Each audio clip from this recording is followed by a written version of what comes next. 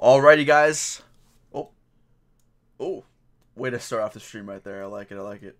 What is going on, everyone? Welcome to the official prequel debate stream. Let's go ahead and fix y'all's screen so you can see us. Today, I am joined by the one and only, the two collaborators on the world's largest crate mock, not clickbait. I am joined by the legends themselves, Jay and Garrett. How we doing, boys? Good. Good, man. Thanks for having us on. Of course, of course. So, guys, as chat, you know, you guys have been pestering me to get this prequel stream going, and I'm very excited to have it today. So a couple of things before we start. I'm going to kind of explain about how this is going to work. So basically, I've decided to make the stream in separate installments. Obviously, you guys can tell by the title that today we're going to be doing Episode 1, The Phantom Menace. Basically, throughout the next couple of weeks, we're going to be swapping out the topics. Obviously, you know, the next one will be episode 2 and then episode 3, and then we will also be diving into the sequels. We will be doing a sequel debate stream, obviously, because sequels are not perfect. Like, there's no perfect Star Wars movie. Also, I do want to give a really quick disclaimer. We all know that everyone is very passionate about Star Wars, right? That's kind of how we all came to find each other. So we are going to be debating. Obviously, debating is like one of the most fun things, in my opinion, about our community, and obviously people are going to have varying opinions, so please be respectful. It's going to get heated, probably sometimes. That's kind of all I have to say about that. And also, so you guys can see on your screen right now, there is a spreadsheet. Now, I'm going to actually link this spreadsheet. Nope, that's the title. Let's see if Nightbot's here. Join. Let's see if he's here. So the way the stream's going to be oriented is basically I have a spreadsheet, which I will... Oh my god, did Nightbot not do the link? Jesus. I'm a mess today, guys. Hold on. Jay, you gotta chill with that Lego noise in the background. Bro, I'm grinding. Boy. I know, I'm sorry. Real quick, Matt, you said something that already has irked me. You said that there's no perfect Star Wars movie. I just want to correct you because there is one. It's called Star Wars Episode 5, The Empire Strikes Star Wars Back. Episode 4. A New Hope. Okay. Anyways, guys, I just dropped a link to a spreadsheet. Basically, how it's going to work is you have to just fill out the spreadsheet. The last stream that we had, we'd pick people to join. Basically, this time around, all you have to do is click that spreadsheet, put in your information, then we're just going to go down the list. So it's like a first-come, first-served basis. The first 20, 30 minutes of the stream is going to be us talking about our thoughts, and then we will open it up to having guests. And I see Jedi Bob is already the first one there. That's funny. Actually, before we started, when I saw you, Jedi Bob, come in the chat, I'm like, I bet he's going to be the first one to join. Oh, yeah. So, yeah.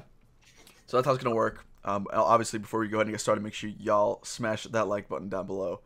Want to hear a nice little smash. I'll see what we got in chat real fast.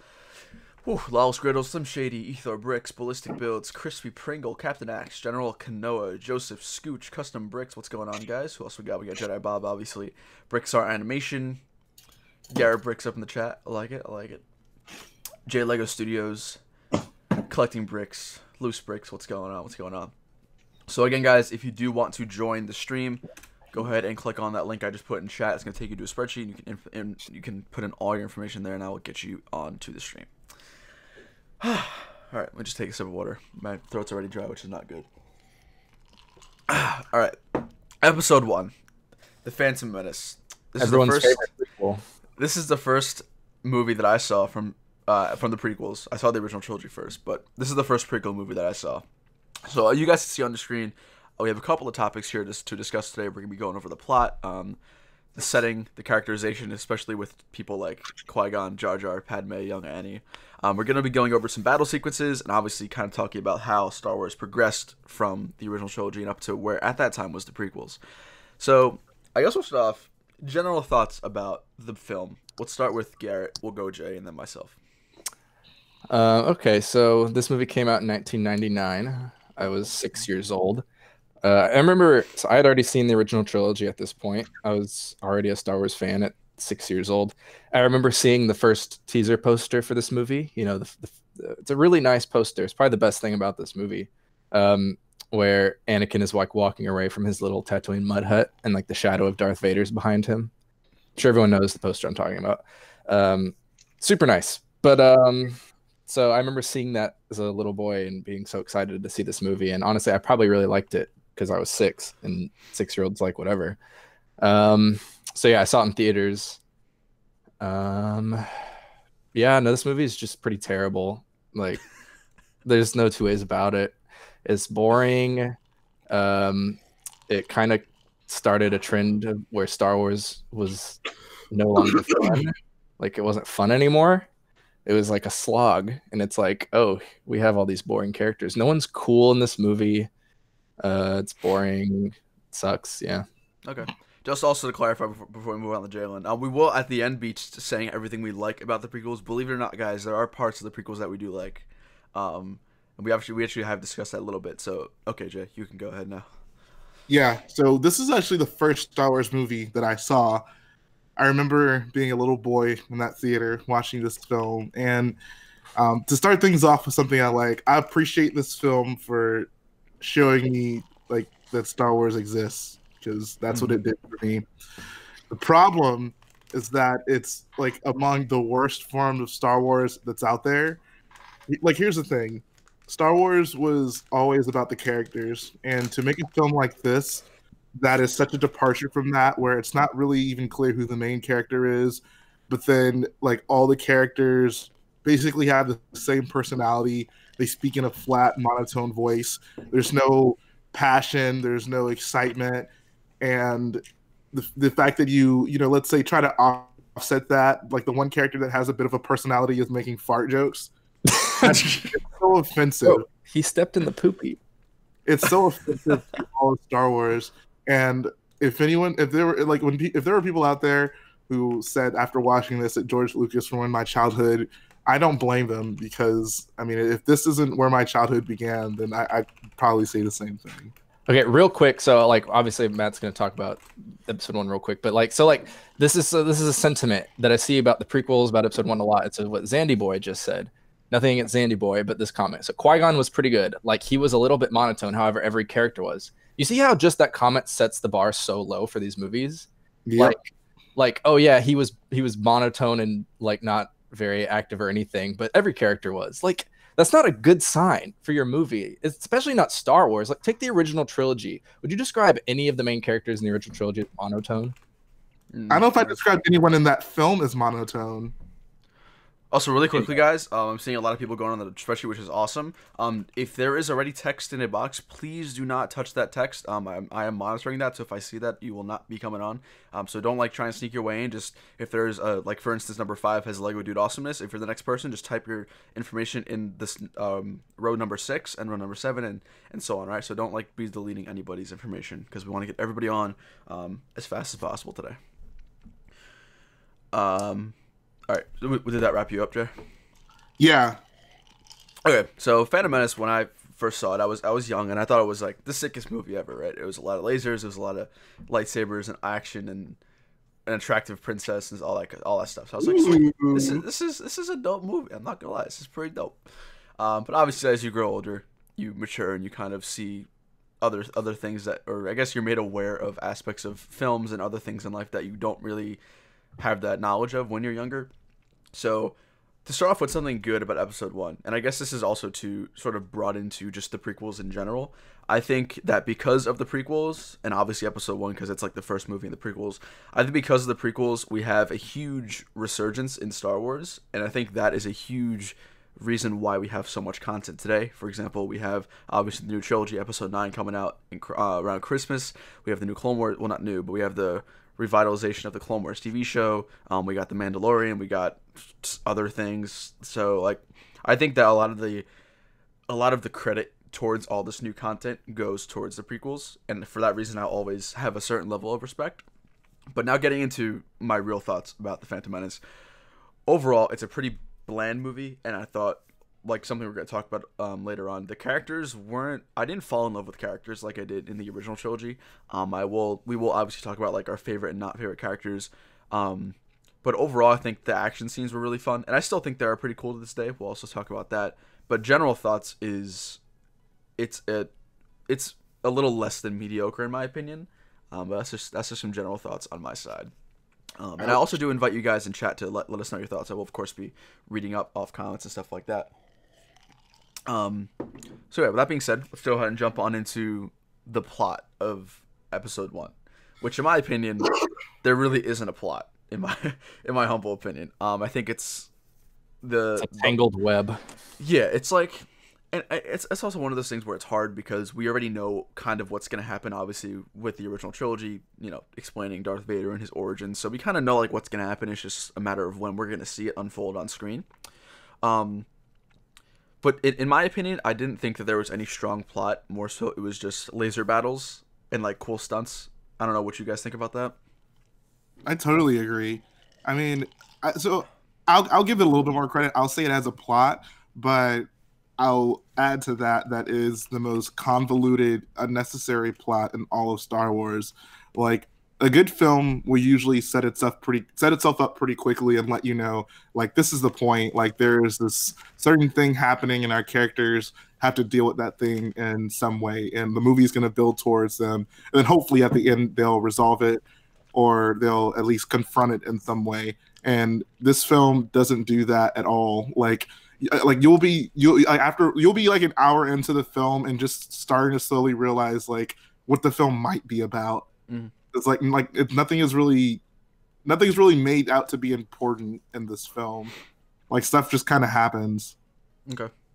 Jedi Bob with a inquiry there. I generally thought that the beginning of the movie was all right, as you get a good understanding of what is going to happen.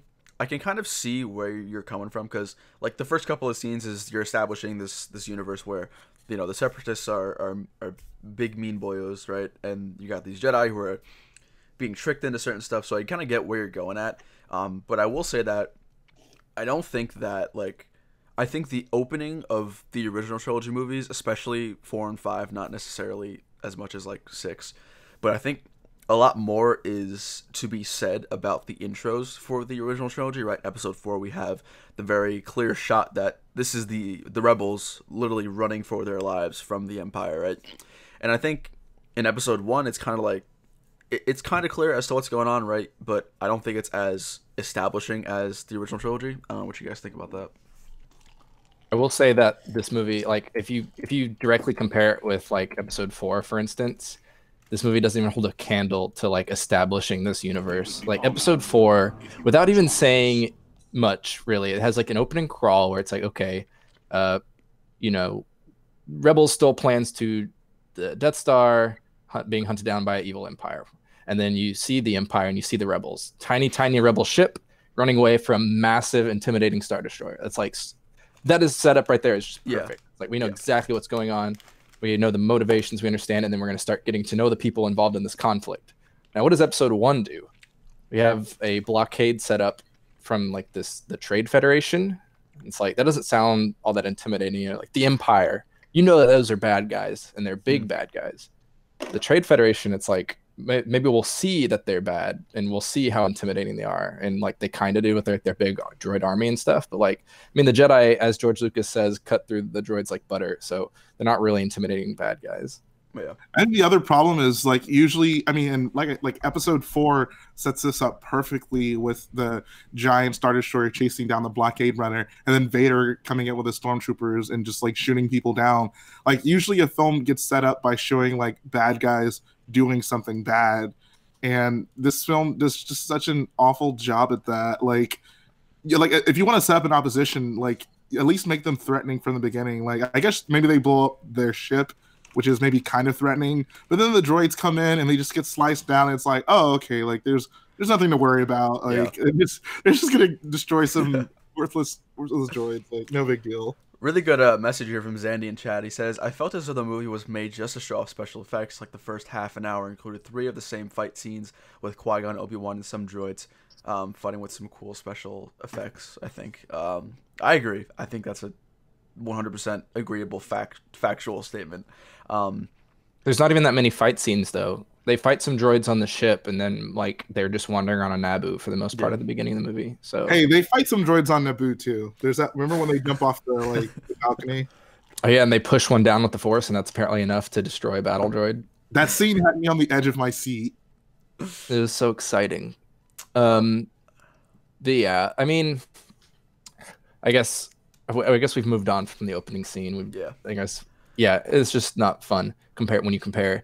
Like, compare like the beginning of. We'll talk about the beginning movies of each trilogy. If you compare the beginning of episode 4, exciting.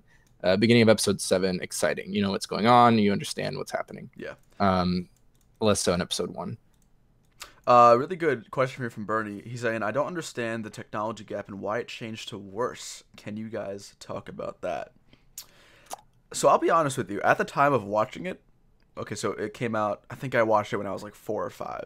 So that I didn't notice the CGI and how kind of butt cheeks it looks. I think he's talking about the fact Like, that like in the in canon universe, the prequels seem more advanced than the original Oh. trilogy. And Oh. I'll take my stab at this Okay, yeah, go with ahead, two go ahead. answers. First answer: the original trilogies were filmed in the late 70s and early 80s. The prequels were filmed in the 90s. That's just the way it is. Secondly, I'll say it doesn't really matter. But if you really need to like excuse it in some way, you can talk about how the fact that the original trilogy mainly follows a group of rebels as they're fighting kind of in the outskirts. There's no big city planets like Coruscant or anything like that. It's more of a down and dirty effort by the rebels to defeat the Empire. They don't have the technology. Meanwhile, the prequels are like the high point of the Republic, which became the Empire. So we see like their capital cities. Obviously, the Jedi are going to have the best technology available and best ships and stuff. So that's a little bit of in-universe. And I also will say that it does show that the technology is not as good, because in the prequels, when Anakin gets a robot arm, he just has like a Skeletor hand. But in the original trilogy, when Luke loses a hand and he gets a robot hand, his hand has like skin and feeling and all this stuff. So Yep. obviously some things advanced a little bit. Yeah. Let's see. But in the end, it's really not even important. Yeah. Technology in Star Wars has never really mattered all that much. It wasn't something that just, I paid attention to be honest. It's more just the technology is more just in service to whatever's going on in that particular movie. Okay. Yeah, so Bernie said technology in terms of in-universe Star Wars lore. Okay, good. Right. Okay, so Jedi Bob, real quick, he said, I thought The Phantom Menace is boring half the time and really good half the time. I would challenge anyone to go watch that movie and find half of that movie that was not boring.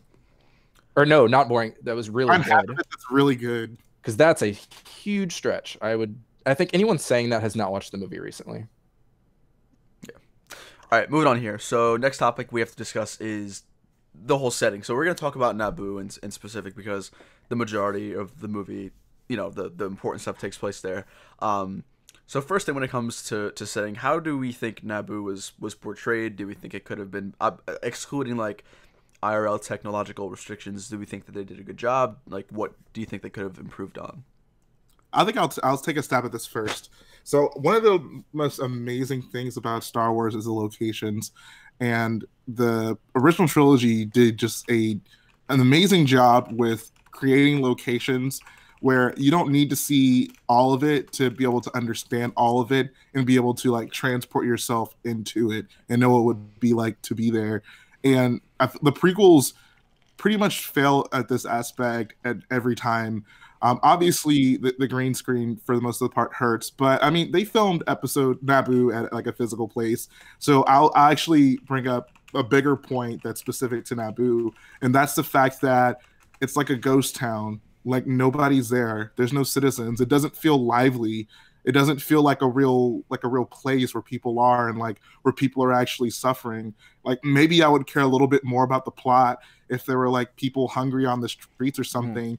Like when the Jedi show up, you know, if there's like people, you know, just kind of sitting off to the side and you're like scrounging for food, you know, maybe you would actually feel something for the plot and like feel invested in it. But there's nothing of that. It's literally just like the backdrop is there to just be the backdrop and give the Jedi a place to be, like something pretty to look at in the background, which I guess is the story for most of the prequels. But yeah, like it's really problematic. Like when, you know, all they really needed for like the original trilogy, a location like Dagobah, like I don't think Dagobah had like a giant set or anything. You really just needed like a matte painting of like a forest in the background. Yoda's soundstage. Yeah, a sound stage and you know like a little hut and some trees in the foreground maybe, and like it creates this world that it really does, I don't know, like it really piques your imagination. Whereas with the prequels and everything, it just feels so dull and lifeless. So really quickly, Ballistic Builds pointed out there is an invasion, and I don't think people would be on the streets. ... I think it wasn't an invasion until the end of the movie. I think the point. Exactly. Yeah. So that's point number one. Point number two is I think Jay's he's not really directly saying like we want physical people out on the streets. I think what he's saying is that it's a missed opportunity. Obviously, judging in hindsight is super easy, right? So, you know, take that into account, obviously. But I think what George Lucas could have really done, which would have made it better in my opinion, is if he portrayed Naboo as just this like starving city with like the separatists are just destroying it. Like we really feel for the people, and I think that would the number one thing that would provide for the viewer is to actually see the Confederacy as a force to be reckoned with. Yeah, like show like the blockade has actual impacts. Exactly. Like they say there's a blockade, but like is there really? Do we know that for a fact? Is there any evidence of it beyond the like one ship that shoots at them as they go past it? Like, come on. Yeah. So I think that's like that's like in terms of Naboo, I wish that it would have been portrayed as a little bit more dark, so that way we can be like, okay, maybe these droids are actually really cool, contrary to them being completely destroyed within 2 seconds in the beginning of the movie. But overall, I thought Naboo was like a really nice idea, and I think they portrayed it pretty well too, especially for the technology restraints at the time. I think it's a cool setting. Yeah, yeah. Any final like thoughts? I like it as a Star Wars planet. I think it fits. Yeah, absolutely. It's probably my favorite planet introduced in the prequels. Maybe like probably next to like Coruscant.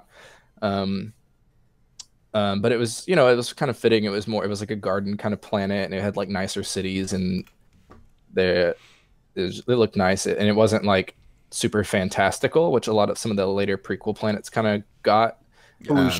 Like Felucia, which like those ones, those planets can be that way because you only see them so briefly. Yeah. But I was glad to see like a planet that you spend a lot of time on. It's something that we kind of relate to because it looks something like we familiar with, but at the same time it has that kind of Star Wars element to it. The round buildings and stuff.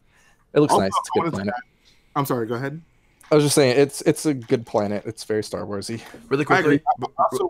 Oh, go ahead. Really quickly. I see we're getting a huge spike in viewers, which is great. Thank you all for joining. Number one, if you guys do want to eventually be a part of our live stream, we're going to be talking about amongst ourselves for the next like 5-10 minutes, and then we're going to be opening up to guests. I'm going to link a spreadsheet right now, enter your information, and I will go through the list, getting you guys on here. Jalen, you're good to go.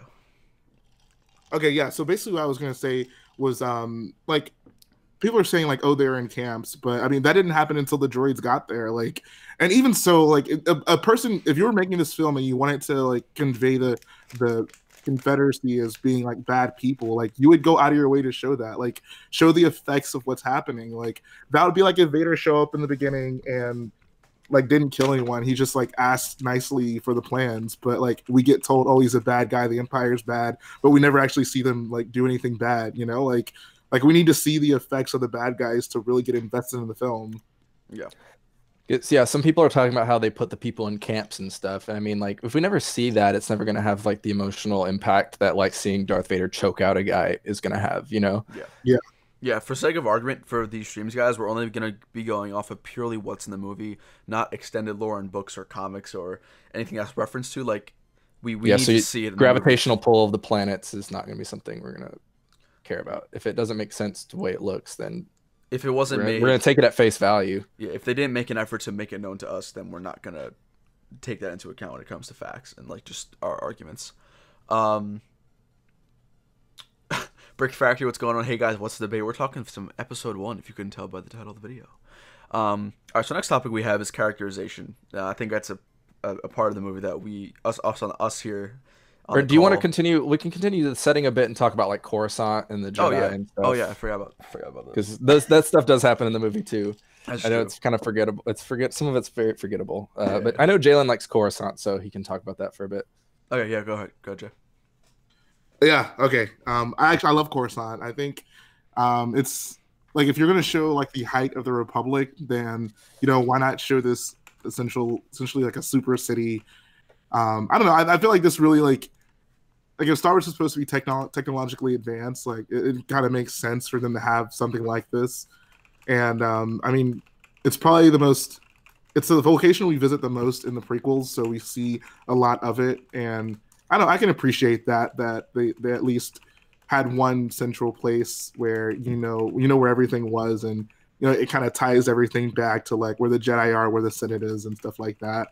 I don't know. I like Coruscant. I'm a big fan. I thought it was cool to see. I'm not gonna lie, because we really didn't get like a huge city landscape in the original trilogy, right? We didn't get like a skyscraper city like No, that. we never saw any kind of urban environment in the original trilogy. Yeah. I think Cloud City was probably the closest that we see. And even then, that was like a mining colony, so Right. Yeah, exactly. it always had a feel of being a little more smaller scale. Yeah. So I do appreciate episode 1 in oh my god, what's the word? In exposing us to new settings in terms of Naboo, like a lush forest, but also like a really nice looking planet, and then Coruscant, which is the more typical like, you know, central hub of anything. So I did like that. I think that was a really cool thing that George Lucas did in terms of advancing Star Wars information for us. Let's see. Any good questions in chat that we see? Zandy says, "Gotta admit, Naboo looked pretty hot." I agree. Naboo's a aesthetically pleasing place. Anything else for setting? I'm trying to think of what other settings there are besides Naboo. I mean, you talk about Tatooine. Oh yeah, Tatooine. We could also talk about more specifically the Gungan underworld in the ocean. That was a pretty cool city. I thought it was dope. I'm not gonna lie. It looks I thought it cool. was the coolest thing in the world. Looks like Atlantis or something. Yeah, I mean, but that's as far as it goes. Yeah. Once you get in the city and you see it's filled with Gungans, it kind of ruins it. I think the best comment I saw someone make, this is not my own original idea, I don't remember who said it initially, but like one of the biggest problems with the prequel locations, like the Gungan city, for example, is like no one ever seems to be like amazed by the locations that they're in. Like I don't imagine that the Jedi visited very many places like out of Gunga, yet they get there and it's just like they're at any other place. Like a good example of this is when Poe gets like taken into the hangar of the Star Destroyer and he's looking around like, oh my god, like I've never seen anything like this before. Yeah. And you know, it makes you, I don't know, it makes you as a viewer feel like there's something like the character is actually there and that it has an actual impact on them. But I don't know, Because the Jedi are so boring, they're not going to react to anything. That's a good point. Jedi aren't supposed to have feelings after all. They'll react to you floating fruit around at the dinner table. Oh, dude, that's how you get the ladies. Oh, wait until we get into the episode 2. Oh man, that's gonna be a good one. All right, any other big settings? I think overall, like the settings were cool. I thought, and I still do think they're really cool and innovative. So I do give mad props to episode 1 for that. They're right. They're serviceable. It's really a lot like the locations from the original trilogy. Honestly, they're serviceable for what was going on. Yeah. All right, moving on here. Next topic we have is characterization, which is something that all three of us believe is pretty lacking in Phantom Menace. So I have a couple of characters here. Yeah. So characterization, in my opinion, characterization and plot are the two biggest things in what makes a good film. And then, you know, like special effects, which I do make number 3 on my list. But in my opinion, Phantom Menace did an okay job with the plot and the characterization. I did not feel connected to a single character. So I have a couple of characters here. I have young Anakin, I have Padme, Jar Jar, Qui-Gon, and Obi-Wan. So any character you guys want to start off with first that like pops in your mind? I think Qui-Gon. We'll talk about Qui-Gon first because he's one of the ones that people bring up to defend this episode 1. But I would just like to say real quick, just in terms of characterization in general, like I've always felt that like the overall plot when it comes to Star Wars movies has never been the most important facet. I talk like Jalen knows I feel this way. But yeah, so that's why I never really harp on the plots too much of the prequels for why I dislike them, because the plots could be whatever. Because the plot for like the original trilogy isn't anything super complicated. The plot in the sequel trilogy is anything like that complicated. But the main thing that makes Star Wars to me is the characters, and you have very fun, enjoyable characters on a journey together on an adventure, and the plot is really just in service to that. So my biggest gripe with the prequels in episode 1 specifically for today is the characters are just they're all just so poorly done. They're all so bland and bleh. A really funny comment here from Joseph Robledo. They showed the most emotion in the bloopers rather than in the film. Yeah, the actors were allowed to have fun in the bloopers. No one was having like laughing and acting like real people. Do you think any of those actors had fun filming the prequels? I'm sure they did, honestly. Come on. I don't Making believe a Star Wars film? Come on. I mean, the idea that they were making a Star Wars movie was fun to them when they were thinking that this was going to really help their careers, but that's about it. But like, I don't know, if you're an actor, right, and you you've had your whole life be about being creative and putting on a character and really getting into it. And the subtlest of facial expressions can make the difference between a good performance and a great performance. And it's just like you get to this film, and it's like throw all that out of the window, just like lose your personality and just recite these lines like you're reading a textbook. Like I can imagine that's like creatively fulfilling for any like actor who takes pride in their work. Yeah, I agree with that. Jedi Bob says he felt connected to Anakin and Obi-Wan and Qui-Gon. Why? I feel like it's almost difficult for us at this point for a person at this point to be like, oh, I didn't feel connected to them because of just what we know, like the many adventures that we've been on, like with those characters through the prequels and through the Clone Wars. Like those names in themselves hold so much weight.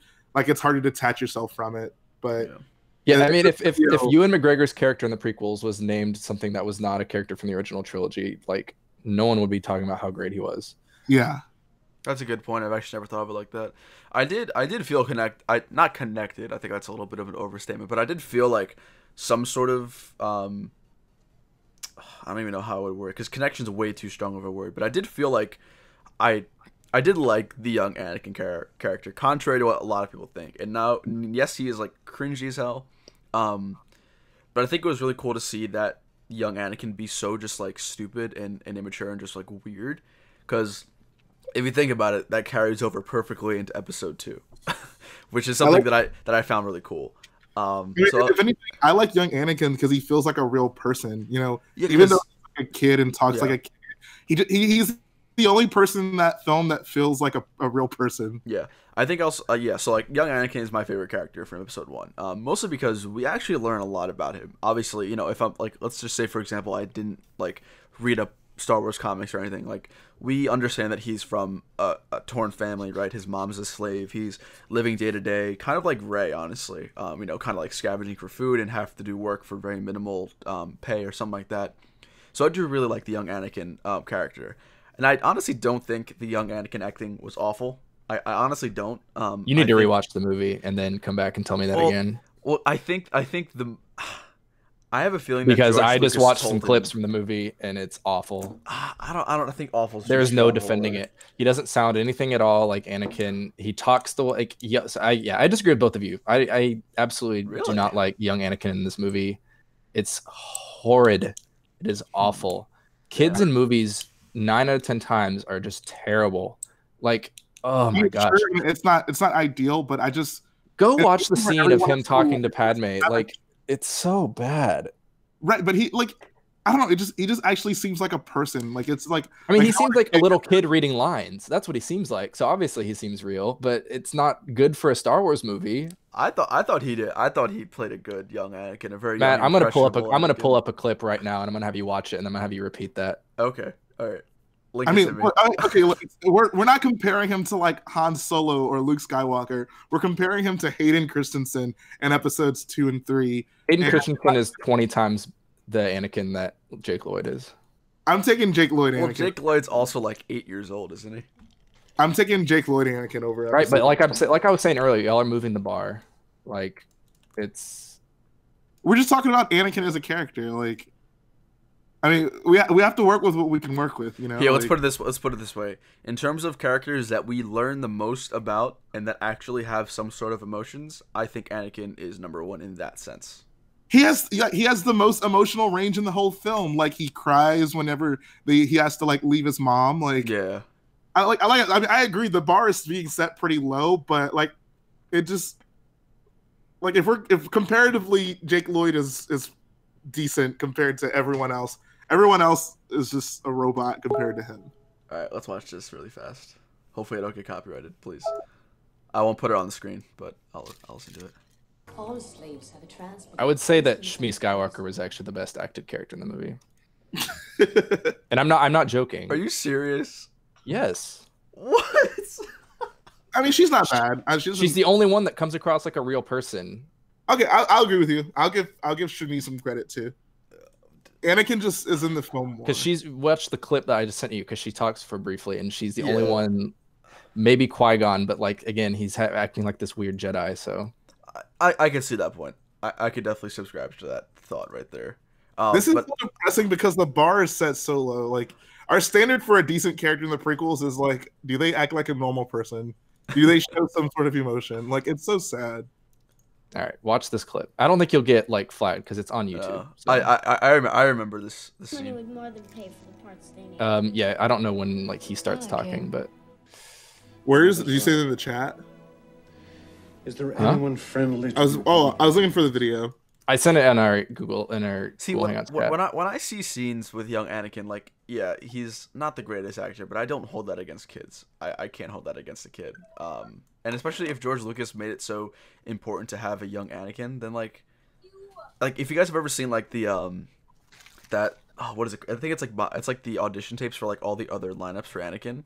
Yeah. Like I didn't think that he was significantly worse or better than any of I thought they were all pretty good. It was the one of the first ones was pretty bad. I thought the last one that they showed was actually the best one.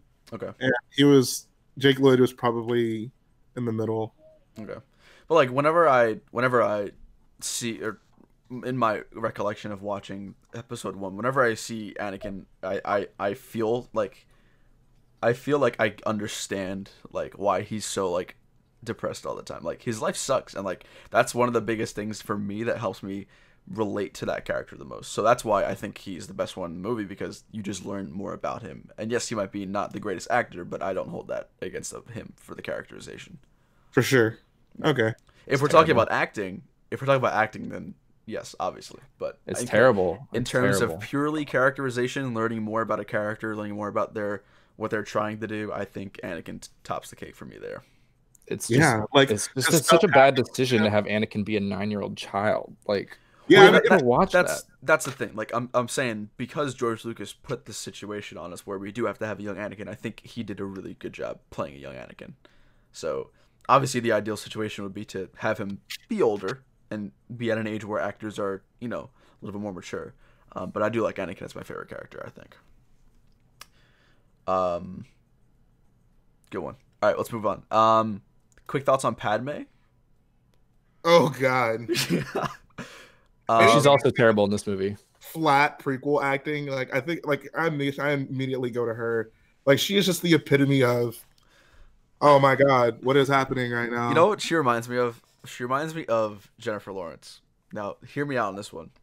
In my opinion, whenever I see Jennifer Lawrence in a movie, I think she's so bland and so boring. Like, she doesn't show any emotion. And I don't know if that's just, like, the way her characters are designed in movies. And if that's the case, then fine, then so be it. And I'll retract my statement. But I think Jennifer Lawrence is so boring and just doesn't show any emotion. So I kind of relate that to Episode 1 Padme. Episode 2 Padme is completely different. But Episode 1 Padme is like, eh. I don't think there's that big of a gap between episode 1 and 2 Padme. Really? I'd say there's a pretty significant, like, betterment for sure. I mean, she definitely does more, but I don't. Maybe she doesn't even, because she's actually. She does more. I'd say they do an equal amount of things in the two movies. Okay, fair enough. Did Danny change his name to the Brick Buff? Yes, Oh my yes, he God. did. Saying Watto is the best character. I'll admit Watto gave me some laughs. Shmi Skywalker. All the wrong reasons. Yeah, all the wrong reasons. But hey, he gave me a chuckle. Someone says Padme be looking kind of thick, dude. She's like 14 in the movie. Bro, Let's relax, Birdie. Zandy, well, if I guess in like 10-15 minutes, we're almost done with our list here. I have to run to the bathroom really fast again for some reason, but you guys can. I know you guys can talk about this forever, so let's talk about Jar Jar. I don't know where you want to start with that, but just go ahead and I'll be back in a minute. Okay. Have fun. Like, here's the thing about Jar Jar. I think Garrett and I are pretty much in agreement with this. Like, obviously, he's the worst Star Wars character ever, but like in the spectrum of these films, like in the scope of these films, he's not even like the thing. He's not in the top 3 things that offends me the most. Like, oh yeah, no, definitely not. I mean, because you could if everything else about Episode 1 worked and you had Jar Jar even as is, then that would be super forgivable. Exactly. Yeah, he's just like I get George Lucas shot for a character that would like appeal to the children, and he missed. Okay, fine. Like, I can almost forgive him for that. Yeah. I will say, I guess if we're talking about Jar Jar, we can briefly bring up the Darth Jar Jar theory. Oh boy! Just so that we can quickly say that, like, it's dumb and is not what George Lucas was going for. And anyone who thinks that it was, they're very, very reaching, because it doesn't make any sense. All right, the boy's back. What did you guys say? Anyway, he's bad. we just I mean, he's bad, but like it's not even for either of us. It's not even the top 3 most offensive things from the prequels. Bro, all right. Jedi Bob says Rose is Jar Jar. No, not like, even the thing about Jar Jar is you take him out, and the movie isn't more watchable without him. Like the movie is still just as boring and bad with or without him. Like he doesn't. Yeah. You just have one less character step in the poopy. Exactly. Jar Jar, man, like I'm so conflicted because he's just a dumb character, but he's honestly the most memorable thing from the Phantom Menace for me. Like when I think of episode 3, I think of like Obi-Wan versus Anakin. When I think of episode 2, I think Geonosis. When I think of episode 1, I think of Jar Jar. So like I kind of got that respect, but not even respect. That's like a very generous word in that statement. I don't know. Jar Jar's just kind of. I mean, he did coin the boyo term, so I guess we do owe some respect. I'll give him credit for that, and I'll give him credit for pretty hot. There we go. There we go. All right. Yeah. No. Like. Yeah, I don't know. He's just terrible. It's just an unfunny character, and like bad comedic relief is just never comes across very good. So yeah. Also, earlier we said that there's no cool character in the prequels. I'll also add that there are no funny characters in the prequels. That's for sure. All right. Next character we have is Qui-Gon. Liam Neeson. What a guy. What a fantastic actor from Taken. Liam Neeson is a great actor, Oscar-winning actor. I love Taken, man. Taken's a great movie. Taken's a great movie. He's been in a lot of good movies. He's been around. He's a fantastic actor. Oh, what's the one with Clash of the Titans, Wrath of Titans? Oh, that movie sucked. Come on, bruh. Anyway, that movie was purely for enjoyment. That's all I got from that movie. Qui-Gon, he's just like useless character. He is useless. I think. Okay, if we're gonna talk about the acting, then I would say he did a pretty good job with the character, as best as he could do. I would agree. So full credit to Liam Neeson, but the character itself is just so unnecessary, and it's like they had to write because they just for whatever reason George decided to have Obi-Wan and Anakin like be like not like he wanted to have Obi-Wan not want to train Anakin and stuff and like be just kind of disdainful towards him. So then they had to have Qui-Gon to be the one to bring them together, and it's confusing to me if you're going just off of what the original trilogy told us when Obi-Wan talked about Darth Vader being a good friend and stuff. That seems like a very weird way to start their relationship. Mm. So I've never understood why. It's just like that's not necessarily a fault with the movie. It's just a decision that I don't understand.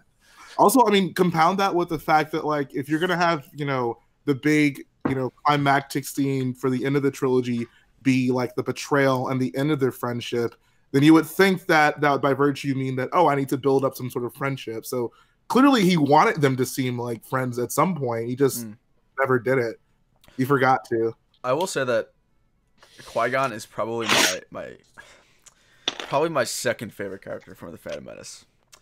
And here's why. I think that I haven't watched episode 1 in a minute, so I could be wrong, but correct me if I'm wrong, but he was like the first Jedi from the prequels who started to question the Jedi Order, right? A little bit. Would that be fair to say? It's not expanded on a lot. Like Obi-Wan mentions at one point, it's like, don't defy the Council Master, not again. And obviously he wants to train Anakin and no one else does. Yeah. Which was over. I think everyone can agree that was a poor decision. Here's a question that I'm interested in both us and chat.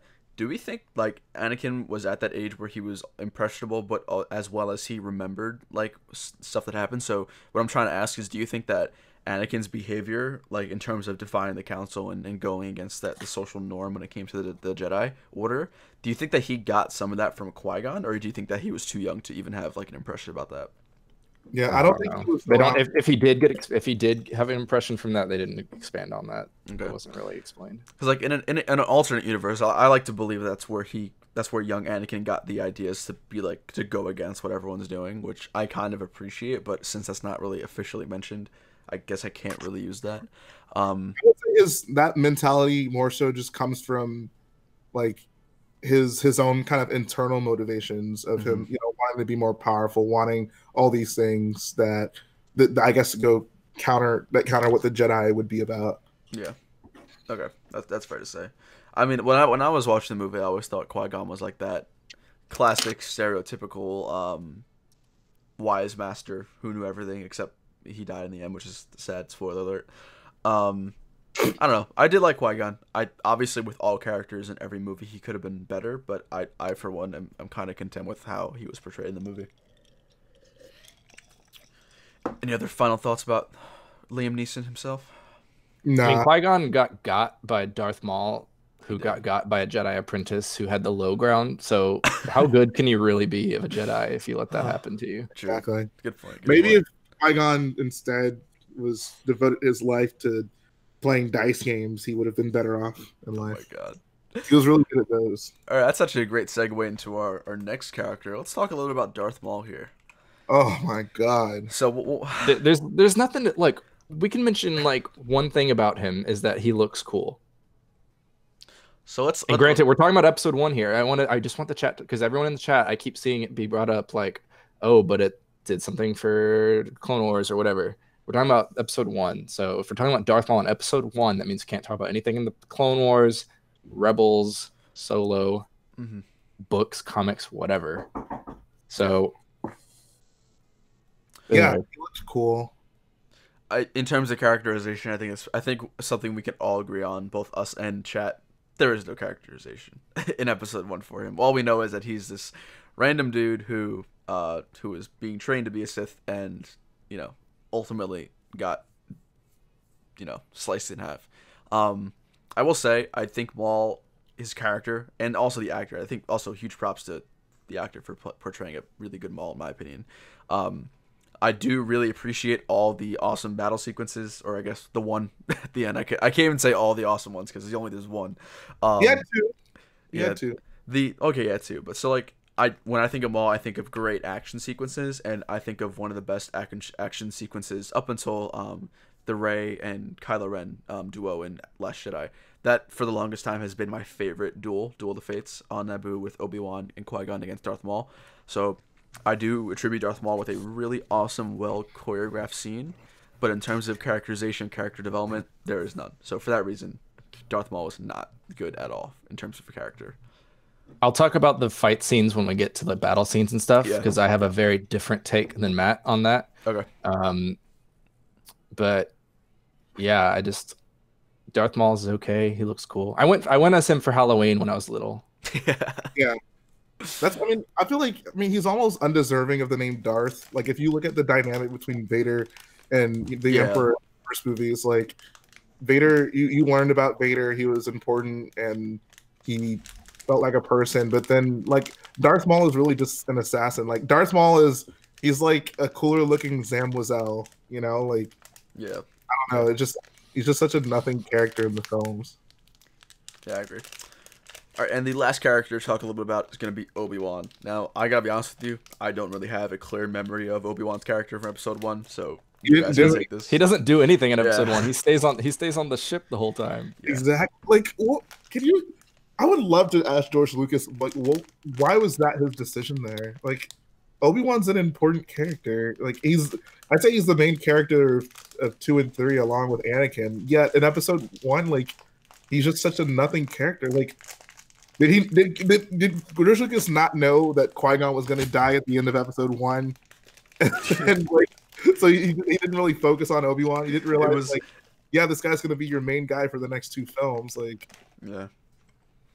I have nothing to say about Obi-Wan, really. I mean, I don't remember him, so for that reason, I'm gonna be like, he's an okay character. Nothing good, nothing fantastic.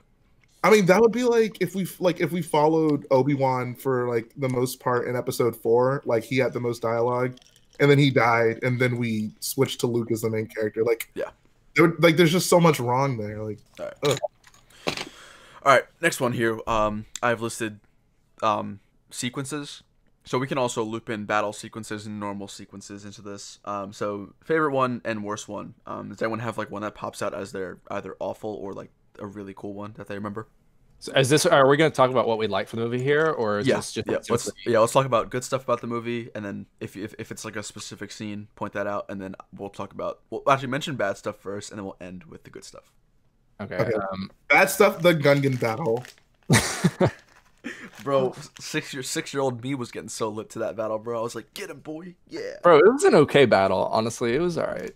I was just like the battle itself. It's a better constructed battle than probably everything except for Geonosis. It's honestly, I think it's the best battle in the prequels. I'll take Geonosis over that one. I think I say Geonosis and then that one. Yeah, you're probably right. There's like a plot to the battle, and like there's at least some stakes. But the problem is just like who's involved, right? The Gungans who were like made to just like Jar Jar is super incompetent, and then Gungans are really just a joke as a whole. And they're fighting the battle droids that the Jedi cut through like butter. It's just such a consequenceless and stakeless battle. Like what I don't just from a movie making standpoint, like could you have come up with anything less interesting to be happening there? Like I don't know. I just like why would you do that? I mean, I don't know. I don't even know what to say about that. Okay, but yeah, like I agree. Like Garrett said, it's up there in terms of prequel battles. It is. There's at least something going on. Like we understand what needs to happen. You know, like there's a goal. Like the Gungans need to defend against the droid army. Like that's enough of a goal for me to like be invested in a battle. It's not said, the battle like sucks. Like it's Jar Jar is like running around with doing comic relief during the battle. He's eating them Boombas, bro. Needs to know how to Boomba. Really quick question for chat. What do you guys think is the best prequel battle? I'm interested to see what everyone says. I mean, people are gonna say Geonosis and Kashyyyk. Kashyyyk, yeah, that's what I'm thinking. But let me know. Battle of Coruscant. That's just. I mean, can we just from a broad perspective? Can we see how sad it is that like this is our standard for battles in the prequels? Like in a universe where we have the largest amount of ships on both sides and the potential to set up these cool conflicts, and we just end up with just montages of battles. And the one battle we can say is good is the one that is in a montage where like something's actually going on. Yeah, there's like an arc within the battle. Yeah, so. There's a point to it. All right, let's see. We have some answers here. We got Geonosis. We have Utapau. Utapau was pretty cool. I wish we saw more of Utapau though. Same thing, cool, but we didn't really understand what's going on. Same thing with Kashyyyk. Same thing with Kashyyyk. If Kashyyyk was done Scarif-wise, oof, yikes. Yeah, Jalen and I had that exact conversation the other day, actually. If Kashyyyk had the Scarif treatment. Yeah. Geonosis, stuff like that. All right. All right. What was your favorite, Garrett? If you had to point out one good thing about the movie that you like. Well, I would first like to talk about my least favorite. Oh yeah, sorry, good. Actually, I don't know that I have a least favorite. It's all just kind of blends together. And well, you said you disagreed about the battle sequences, so expand on that. I'll get to that in just a sec. I will say that in terms of good sequences, that like so there's some like interesting shots and art kind of looking stuff. Like when you first see the Gungan city, it looks pretty cool. The art design of a lot of like the ships. I've always kind of liked the Trade Federation. It's very utilitarian looking. Yeah, so that's kind of what I like, I guess. I don't care for the pod race. Jalen's going to talk about that. So I'll let Jalen talk about the pod race real quick before we get into the... Yeah, go ahead. I'm interested. Because for those of you who did not know, one of Jay's first mocks was the arena, correct? Yeah, it was the most Espa Grand Arena. Yeah. And yeah, like I like the pod race. I think that if I want to talk about why I like it in terms of a Star Wars universe, then I like the lore that it adds to it. I know that word gets thrown around a lot, but like I don't know, the fact that like this Outer Rim planet can have this just sanctioned savage race where people actually die, like it makes sense to me. Like I could see something like that happening there. It was just fun. It was just like a fun part of the movie that I enjoyed. Like that's all I kind of thought of it. Yeah, like as a kid, it really stuck out to me, and like even now watching it, I generally like the idea of it. The execution is still it's prequel. I'll say it's prequely executed. So, but See, look at that setting. We're setting that goalpost real low. Yeah, we're setting the basketball hoop to like the grade school notch, you know. Yeah, this is a so now the prequels can dunk when we lower it. This is a 5-foot basketball hoop, guys. but yeah, like it's for me, it's fun to watch. Like I can enjoy it. It's like, and I enjoy like racing in general. Like I'm a big monster truck fan and like off-road stuff like that. So maybe that's a big contributing factor to it. But like, I don't know, it's cool. And like there's stakes to it. Like you feel like your character's in danger, which is something that hardly ever happens in the prequels where you're, you feel like there's some sort of threat. But like watching it, like Sebulba's kind of antagonistic behavior and kind of messing Anakin up during the race, like it just feels like there's a point and there's a goal and like there's something, there's opposition. It just feels competent, I'd say. Question come from Ballistic Builds, who has actually been pointing out a lot of like stuff behind the scenes in terms of lore. He's asking, why do we have to debate this to cater to the average moviegoer? Because 85% of people who watch Star Wars movies are average moviegoers. Yeah, and it's not fair to judge a movie and like take in expanded universe items, especially items that came after the movie's release. I don't think that's fair, especially if those items try to repair mistakes that happened in the movie. So for that reason, we were not including that information. Although if we took that debate to another level and we started including lore and more information, I think we could generally say that it gets better, obviously, but it's not fair to judge because someone realized they made a mistake or there's a loophole here, and then 5 years later they fix it by adding a TV show. I don't think that's a fair way to judge something. Exactly. Yeah. So that is why. If you're gonna judge the new movies, like they don't have all this their material to flesh them out. I'm telling you, man, give Dave Filoni a few years, he's gonna write a cartoon that'll have you all loving The Last Jedi. I'm gonna save that so that way when it does happen, I'll be able to play that on playback. I'm telling you, book it. It's happening. Yeah. So my favorite part of the Phantom Menace, it's still got to be that Duel of the Fates, and I know Garrett's gonna rip into that after that. I don't know, man. Like, and not even nostalgia. Like, I mean, obviously nostalgia is like cool, but I don't like to. I try to home that out of my consideration. I think like that was the eye opener for me when it came to Star Wars. Like, in the original trilogy, we got like lightsaber duels. Obviously, you can't do that much during the times. But that was like the first battle where I was like, wow, Star Wars is like super badass. This is like super cool, jumping and twirling and throwing lightsabers. And yes, there are a few things about the battle sequence in Duel of the Fates that are kind of weird, but I thought like the sub story going on within that battle, like having Qui-Gon and Obi-Wan be separated and Obi-Wan trying to like constantly get back to his master and like help him out, and then all that stuff going on. I think that is what makes me put it at my top part. So I do love that battle sequence. I will say, before Garrett goes ham, I will say, having watched Duel of the Fates recently, it was not as bad as I remembered. It's still like it's overly choreographed, but it's the best of, it's the least choreographed looking of all the prequel fights. So yeah, that's what I'll say about that. All right, Garrett, the gates are open. Okay, so we're gonna talk about Duel of the Fates now. Go for it. Yes. Rip Okay, into so it. I'm not gonna like tear into it. Like it's fine. I just like people talk about how like that's their like people kind of redeem the movie because it has that lightsaber fight at the end. But like, and so I'm going to talk about two things. One, that the conflict between the characters isn't heightened at all, and there's nothing going on there, because lightsaber fights, to me at least, are more than just people swinging swords at each other. Like there's needs to be a lot going on between the characters for it to really have emotional stakes. That's why, even though I don't really think the fight's all that great, I'll always say the best lightsaber fight in the prequels is the Obi-Wan versus Anakin one by far, because there's actually stuff going on between them. There's like stakes, there's emotional stakes to the fight, and there's like why it's happening is in service to the characters.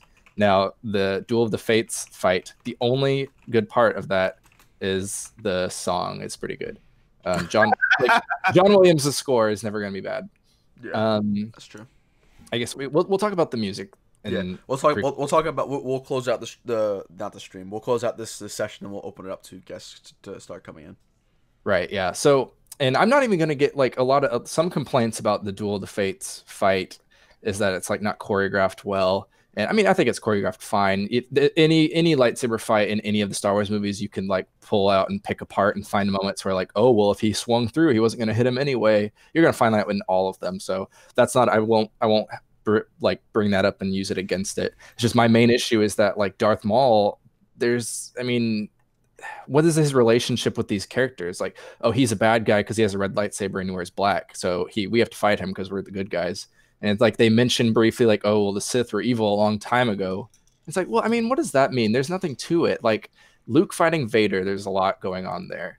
Kylo Ren and Rey fighting each other, there's a lot going on there. And even if you could probably find some fights for the Clone Wars where there was like more going on between the characters that just mean more to me. And that's to me the weakest part of that fight. And then the second part of that fight that's weak is the fact it's just so filmed so boring. Every shot is just flat. Like go watch like if you watch the fight scene of Darth Maul fighting Qui-Gon and Obi-Wan and then watch like Rey versus Kylo, like it's just so much more, there's so much more energy and like the cinematography is just so much better. There's a couple of shots from the Duel of the Fates fight that look pretty good. Like Obi-Wan, when Obi-Wan falls down and he looks up and he sees them on a bridge fighting and he's like far away and it looks really far away and that looked pretty cool. The location they were fighting in was pretty cool, but overall, yeah, I just don't think it's that great of a fight. Like it's okay if the movie itself was a lot better and you took that fight as it is, then it'd be like, okay, that's fine. Like it serviced the movie, but I just don't think it's enough to redeem like a pretty like bland movie because to me the fight is just pretty bland. So your main gripe with the scene is that it doesn't have any emotional sort of carry. There's no emotional impact because there's just not really much going on between these characters.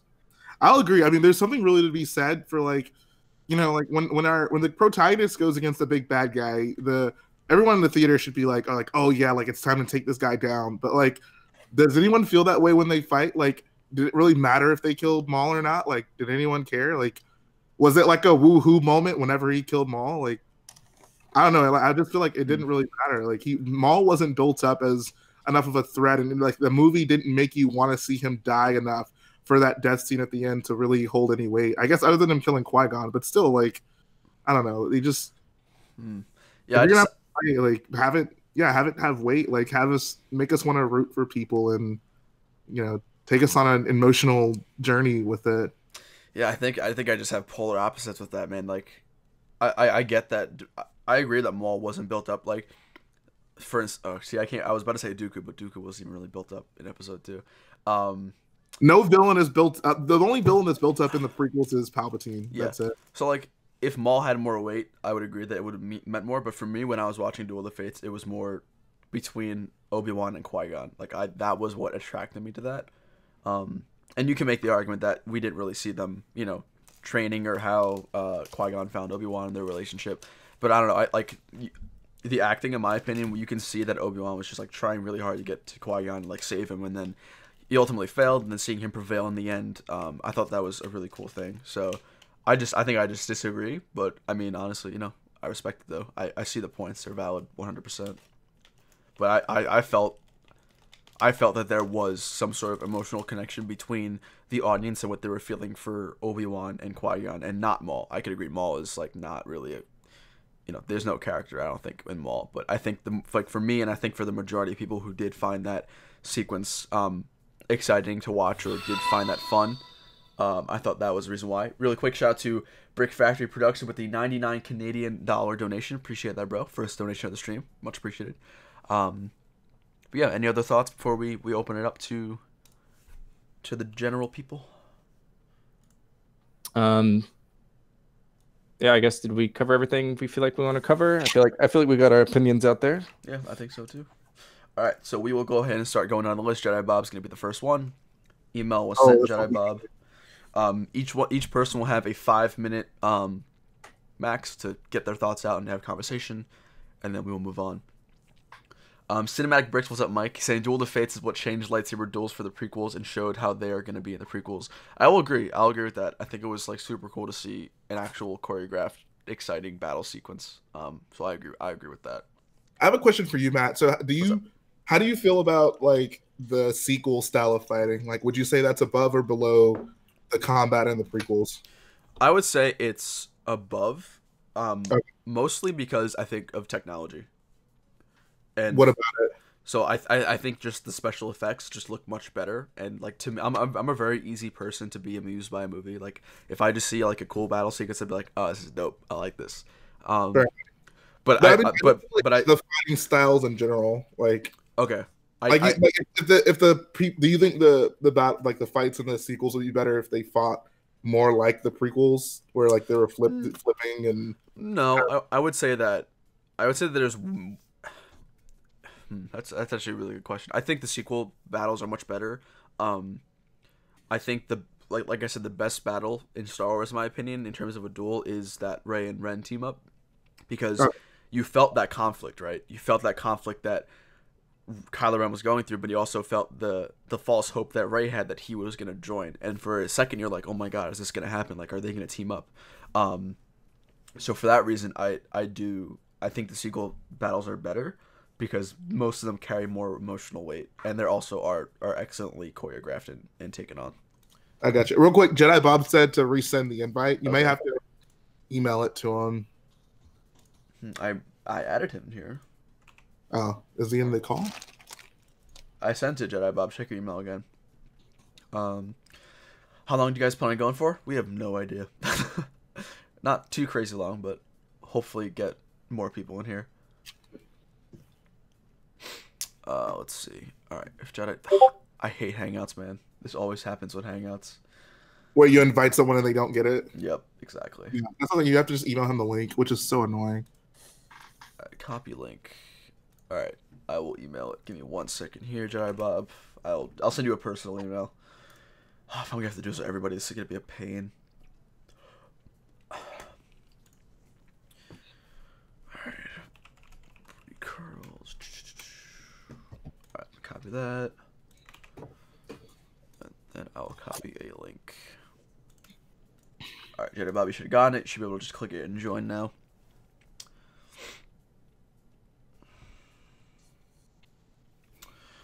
Let's see. For anybody who is just joining and who hasn't already, make sure you guys go ahead and smash the like button down below for us. Let us know if you guys are enjoying these streams. What's up, Jedi Bob? Oh yeah, sorry, they changed the layout, so I was a little confused. That's all right. All right, man. You have 5-6 minutes. Give us your goods, your bads, the uglies of what you think about the Phantom Menace, and you could also argue some of the points that we made as well.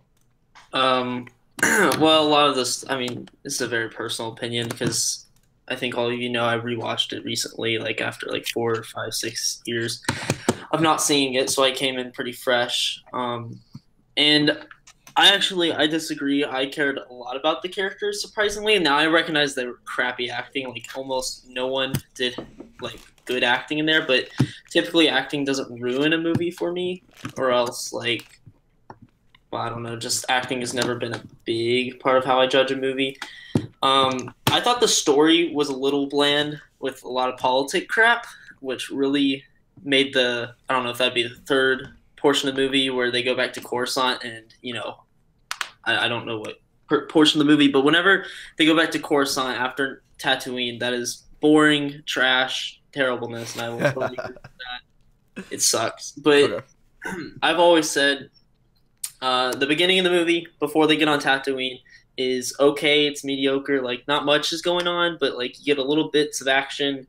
The droids are stupid, and you're like, wow, this is nothing compared to the Empire. But I do care about Obi-Wan and Qui-Gon. I thought they were good. I thought Qui-Gon was like a little weird at times, and I thought the stupid Speed Force or whatever it's called, I thought that was the dumbest thing I've ever seen in the Star Wars movie ever. Wait, what was that? Oh, when they zoom out of the way? Yeah, I did. So when I watched that, and it's on my Instagram, I was like recording my little review or reactions, and I was like, "What is this? This looks ridiculous." Because they broke canon. It's dumb. Yeah, everyone harps on about the lore. I mean, come on, that was broken from day one. Anyways, I thought that was dumb, but like everything on that little ship that they're on was fine in my opinion. It's kind of weird how the droids just kind of start attacking them. I forgot why they tried to kill the Jedi. What was the reason? It was because the Midi-Chlorians found out that there were Jedi there, Like at first they weren't. Oh, they weren't hide. They weren't secretive. Talk to him. Basically, they didn't trust the Jedi were actually planning on negotiating anything. So like, all right, just try to kill him. We're not gonna. I guess they were willing to start like an all-out war with the Republic or with the Jedi Order or whoever. I guess that sort of makes them bad, but like I agree with you guys. The Separatists really never in the first one. They kind of were just like a jerk, but like not evil. They didn't seem that bad. They just seemed like, hey, you guys are mean. Not really like, oh my god, they're an actual threat. Yeah, they weren't like an intimidating force. Yeah, because like, okay, pretend those droids. Pretend the whole entire Separatist army was made of not droidicas, but like, you know, that deadly of a droid where the Jedi have to evacuate. Then I'd have been like, whoa, these guys are cool. But the droids are just like, oh, they're so disappointing. All right, what would you say is your favorite character and worst character in the movie? I'm gonna get a lot of hate for this. My favorite character is Jar Jar. probably no. I was gonna say Anakin, but no, it'd be Obi-Wan. Obi-Wan? Is your What's favorite? your scene with Obi-Wan? I liked Obi-Wan. I thought it kind of showed how, you know, the last time we saw him before then was episode 4 for most people seeing this movie. And in episode 4, he's this wise, cool, old man, and then you get to see him as the youngest we'll ever see him in a movie, and you see how much he's gonna grow, I guess, as a person in between this and episode 4. So I guess that kind of sets up what could be cool in the prequels if you were seeing this in the theaters at like 1991 or something. 99. No, oh wait, yeah, okay. Sorry about that. It's okay. You're really young. It's okay. The 90s. I'm young. I'm 16, bro. Oh wait. My point is, you weren't alive for the 90s, so it seems just like. Okay, well, I was alive for the 2000s, which I don't know. Whatever. Anyways, my favorite part of the whole entire movie, though, and I don't know how you guys feel about this. I sort of know how Jay feels about it because I guess I talked to you a little bit, but everything on Tatooine, I really, really, really think is actually really good. Like, good movie stuff, other than the acting. I thought them going to Tatooine made sense, sort of. You know, they really couldn't do anything else. They could go to a separatist planet and die, or they could go to the whatever Tatooine and, you know. I kind of agree with you. I think probably my favorite part of the movie is the sequences where they're on Tatooine. I don't know if Jalen remembers. I was talking to him because I was watching the Phantom Menace on TV like a few months ago. I didn't watch all of it, but I was watching, and it was the part where they were getting Anakin on Tatooine, and I was like, oh, this is like feels like Star Wars. It's like there's some kind of like emotional stakes happening. Like my favorite scene out of the whole movie, and like I was like actually like emotionally connected and kind of like, oh man, that really sucks, is when he had to leave his mom. And that's only mainly because I knew what was going to happen in Revenge of the Sith and the Clone Wars and stuff, so I have a lot of emotional attachment to Anakin, mainly because of everything else, not just the Phantom Menace. But nevertheless, that is my favorite scene out of the whole movie, is when he has to leave his mom, and his mom's like, this sucks, and he's like, yeah, this really does suck. Man, yeah, I agree. One thing I'll add to that real quickly is like the thing about the Tatooine sequence is it's the only time in all the prequels where you have like a group of characters like doing something together, kind of going on an adventure, which for me is like classic Star Wars, right? Like that's in every single Star Wars original trilogy film, there's your main group of characters and they're doing something. And I mean, this is the only time you get that in the prequels. Like, it's not the ideal group, right? Because it's what, like Qui-Gon, Padme, Jar Jar, and R2, and then, you know, they meet up with Anakin. But it just feels more in spirit with traditional Star Wars, so I appreciate it for that. All right, Bob. Any other final thoughts before we go ahead and get the next guest on? I actually like the Phantom Menace. I found it entertaining, and I don't know why, but I just did. So don't hate me. Also, Jar Jar wasn't that bad. He was bad, but like not as bad. No, everyone made him out so much worse. Okay, first of all, yeah, it was stupid, and he's a bad character. But after hearing about all this crap, like, again, I haven't watched the Phantom Menace forever, so I came in watching it and was like, I really want to know if Jar Jar's this bad. He wasn't. He's bad, but like, he's not movie. Like, if you think the movie is terrible just because of Jar Jar, that's ridiculous, and that's no, definitely not. I agree with that. If you think the movie's terrible because of Jar Jar solely, then you have you gotta rethink your world. All right, Jedi Bob, thank you for coming on, bro. Always nice to talk to you, man. Hopefully, I'm in Kessel. I think maybe. Am I? I do have your figure, so we'll find out a way to sneak you in Oh. there. We See shall. you, dudes. Did you do a Sig for him, or did you do like a Jedi Bob? No, Not well, a Jedi Bob, man. I have an That's actual Jedi Bob fig. So Okay. He stole it from a fan.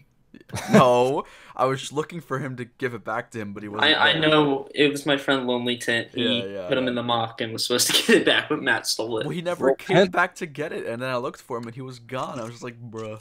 All right. Anyways, Lego Dude 312 Awesomeness. The email was sent to you for the link to the Hangouts call. Jedi Bob, thank you for joining, man. Always a pleasure.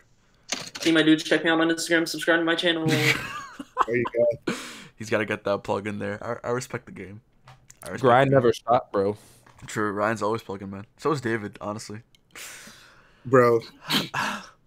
What's up, Bob Ross? How you doing, bro? Always nice to see you here. All right, Lego Dude Awesomeness. Your email was sent, so hop on in here. I'll give you like a minute or two. If you don't, then we'll go ahead and move on. But yeah, that was a good point by Jedi Bob. Like, Jar Jar is, I would say Jar Jar just doesn't add anything to the film. Like, he adds absolutely nothing to the film. The problem is, like, that's only, like, if it were, there's just so many other and more important things that are awful about the film that Jar Jar, by definition, just comes off, like, a lot better than he would otherwise.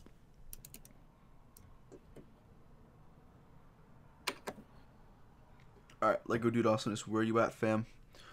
We got to rifle through people here. Jar Jar is Snoke. How ridiculous was the Jar Jar theory? He's Snoke. We talked about that while you were away. We briefly talked about the Darth Jar Jar theory, and we basically just didn't want to pay it any attention because it's dumb. So dumb. All right, Lego Dude Awesomeness, you got like another 30 seconds, man. Then we got to move on. If you guys even in the chat? Yeah, he's here. He said he's good. Oh, there he is. I see, yeah. There he is. Hello? Is this Lego Dude Awesomeness? Yeah. What's up, man? What's up? I just want to say I'm a big fan. Of all of us, I hope. Yep. He's like, nah, just hear it. No, you've been here. I've seen you. You've been subbed to me for a while, right? I've seen your name like a lot in my comments. Yeah.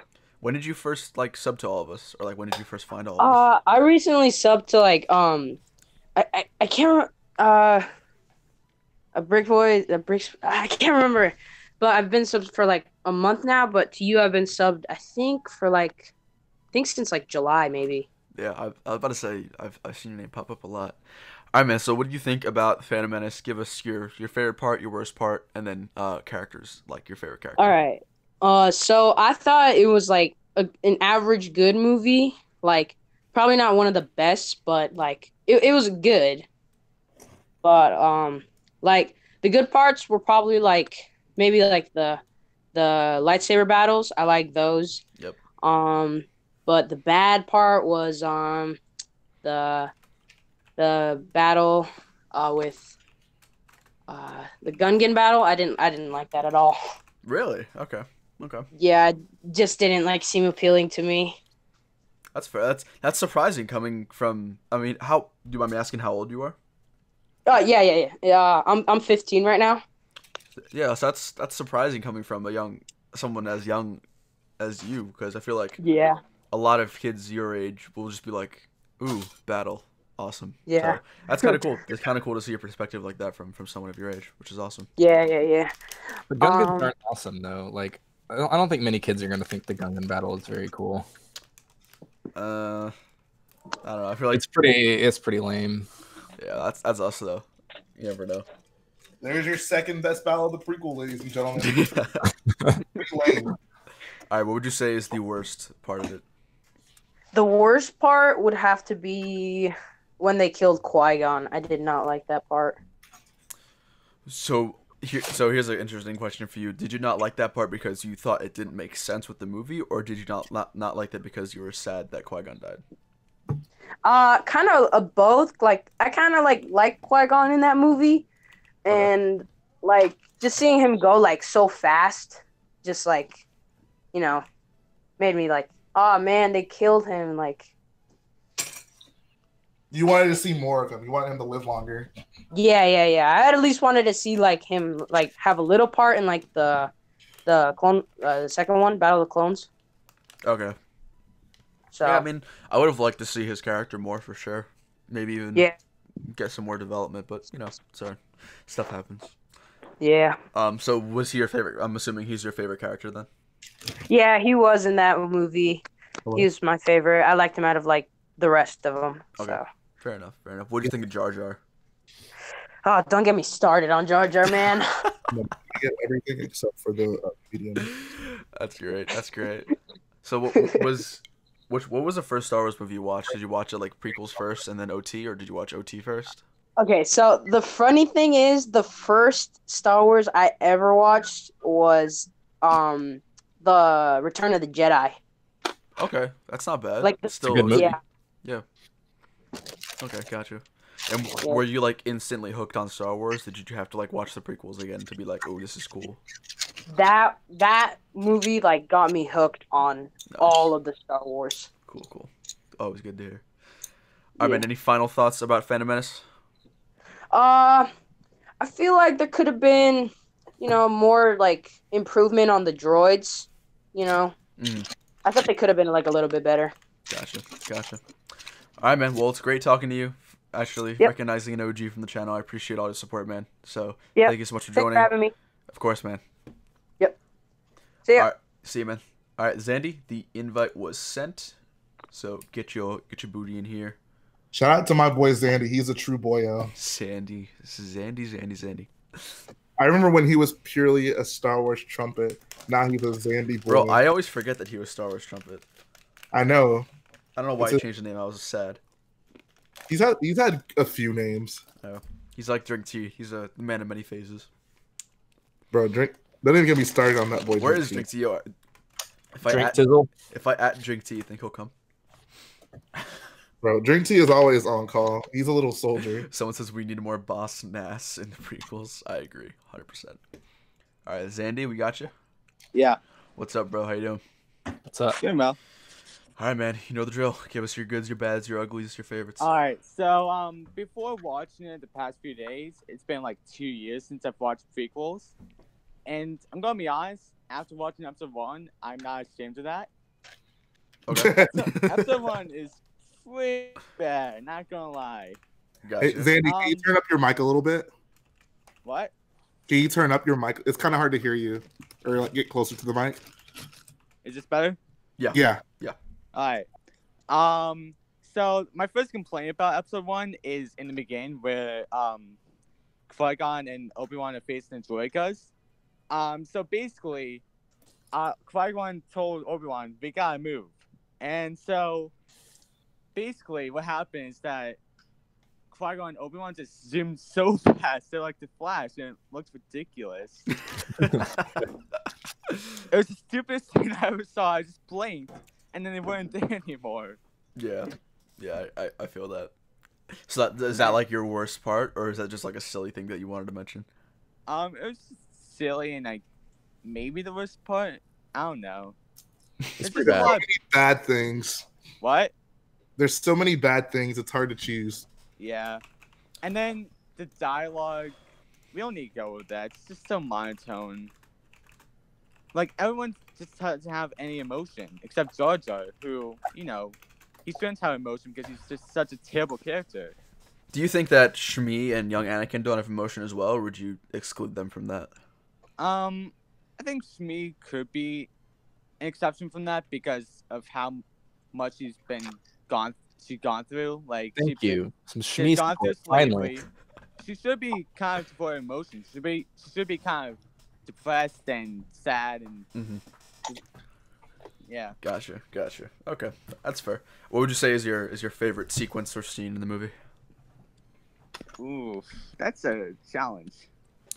Wait, overall, you don't like episode 1, right? I'm assuming. Yeah. Okay. I just don't like it. Yeah, if you had to choose one thing that you do like about it, what would it be? My favorite part is probably some of these places. The And that's settings. Yeah, like Naboo.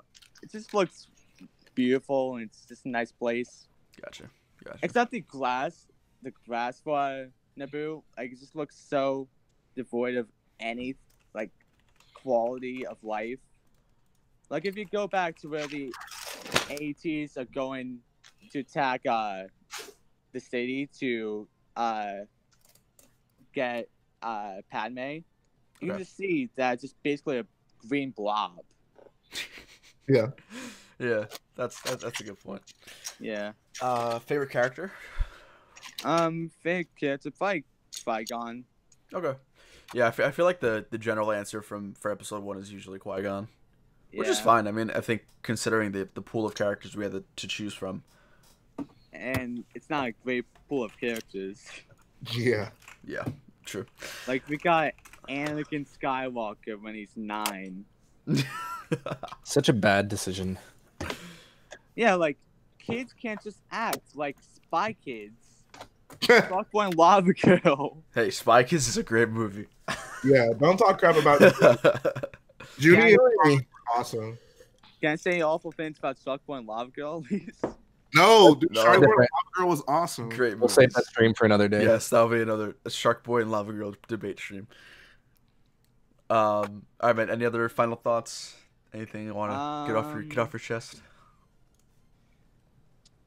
Oh yeah. What I want to say is that I don't think we would have gotten Lego sets if the prequels didn't exist until The Force Awakens. You might be right. That's not a bad idea. Yeah, like I said in the beginning of the stream, I said I think a lot of the new content is attributed to the prequels kind of coming up. So the late '90s resurgence. Exactly. Yeah, like, do you think Lego would exist? Like, would Lego still be in business today if it wasn't for the prequels? I mean, everyone considers the saving grace of Lego from not going under bankruptcy because of financial, not Lego Star Wars. Okay. So Fair I think enough. they would have been fine at that particular point, but I don't know how much longer they would have survived. And what I was going to say is that, assuming that Lego didn't partner up with Star Wars in 1999, then there wouldn't have been any sets for Episode 2 because Episode 1 was a flop, and they probably didn't want to partner with a unsuccessful company at that time. Yeah. And so, the Clone Wars, I don't think we would have gotten any clones because if you notice, the Episode 2 helmet molds are kind of similar to the Clone Wars clone helmets. Like, basically the only difference is that the Episode 2 helmets just had the bottom part protruding out, and then there's, like, that blank area in the middle. So, I think that's, like, a prototype of the Clone Wars helmets, kind of. Gotcha. And so, Force Awakens is like a revival of Star Wars, so I think they were partnered with Star Wars Lego at that time. All right, fair enough, man. Yeah. All right, Zanny. Always a pleasure, man. Thank you for joining. See you around. Appreciate it. Adios, man. See bye. you later. All right, Lawless Griddles, invite is sent. Let me know. I did not see Captain Axe here, so Ballistic Builds, you will be up next. You're on deck. Get that ready. Little baseball reference for any baseball people out there. Wait, on deck is a baseball reference? Yeah. Oh, I had no idea. I thought it was a rapper thing. Oh. Well, I don't know. I don't know who got it first. We have to I want to figure assume it was from baseball first. it out. Maniac for Bricks says, I would imagine Lego wouldn't have explored making Star Wars sets that much if there were no prequels. Just like nowadays, they like to focus on the franchise and new installments. I'd agree. I think if prequels didn't exist, there'd be I don't know if there would be no Lego sets, but there'd definitely be a huge limit, I would say. Basically, I would have no life. Garrett would still have a life, though. Oh my god. I would have gotten into wrestling and monster trucks. There we go. Yeah. All right, Lawless, do we have you on right now? Yeah, you got me. All right, what's up, bro? How you doing? Hey, good. How are you? Pretty good, pretty good. What you up to tonight? Just chilling out? Nothing too Just much? chilling out. Yeah. All right, sweet. All right, you know the drill, man. Give us your goods, your bads, the uglies. All right. So, I mean, my experience with the Phantom Menace is a little bit different than others because it was my first Star Wars movie, actually. Okay. Yeah, I saw it when it came out in theaters in like 2010 for the 3D edition. Oh yeah. Wow. Yeah. And well, I'd grown up watching the Clone Wars before that, so like it was I found it boring when Okay. I saw it when I was like 9 years old, because the movie had no clones compared to like the Clone Wars, That which is I think which is like my big issue with it, because it deters so much from what the future movies are. Okay. I think if it didn't exist and we started with Attack of the Clones, got a movie in between, and then went to Revenge of the Sith, it would make more sense. So basically, you just want more clones. I mean, yes, but it's kind of odd due to, like, you jump from there, but then you jump, like, 8 or so years into a new film. Yeah, no, I see what you're saying. This is something I actually agree with, and I've talked to Jalen about that. I think that the prequels lacked that like central conflict and really only had the Clone Wars going on for very little bit of it. And I think if you had done more to have that kind of be an overarching thing throughout the whole prequel trilogy, the way the original trilogy had that conflict, and the new movies have their conflict. So I see what you're saying, and I actually agree with it. Yeah. All right, favorite character and worst character in your opinion? Yeah, I think my favorite character probably would be Qui-Gon Jinn, just because I'm a big Liam Neeson fan.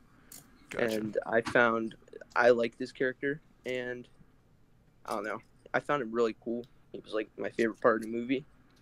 And then what would you say is the worst? The worst, I'd probably say, would be Padme.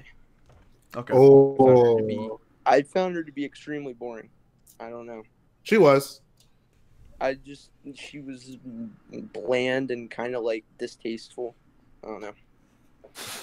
Okay, that's not a bad assumption there.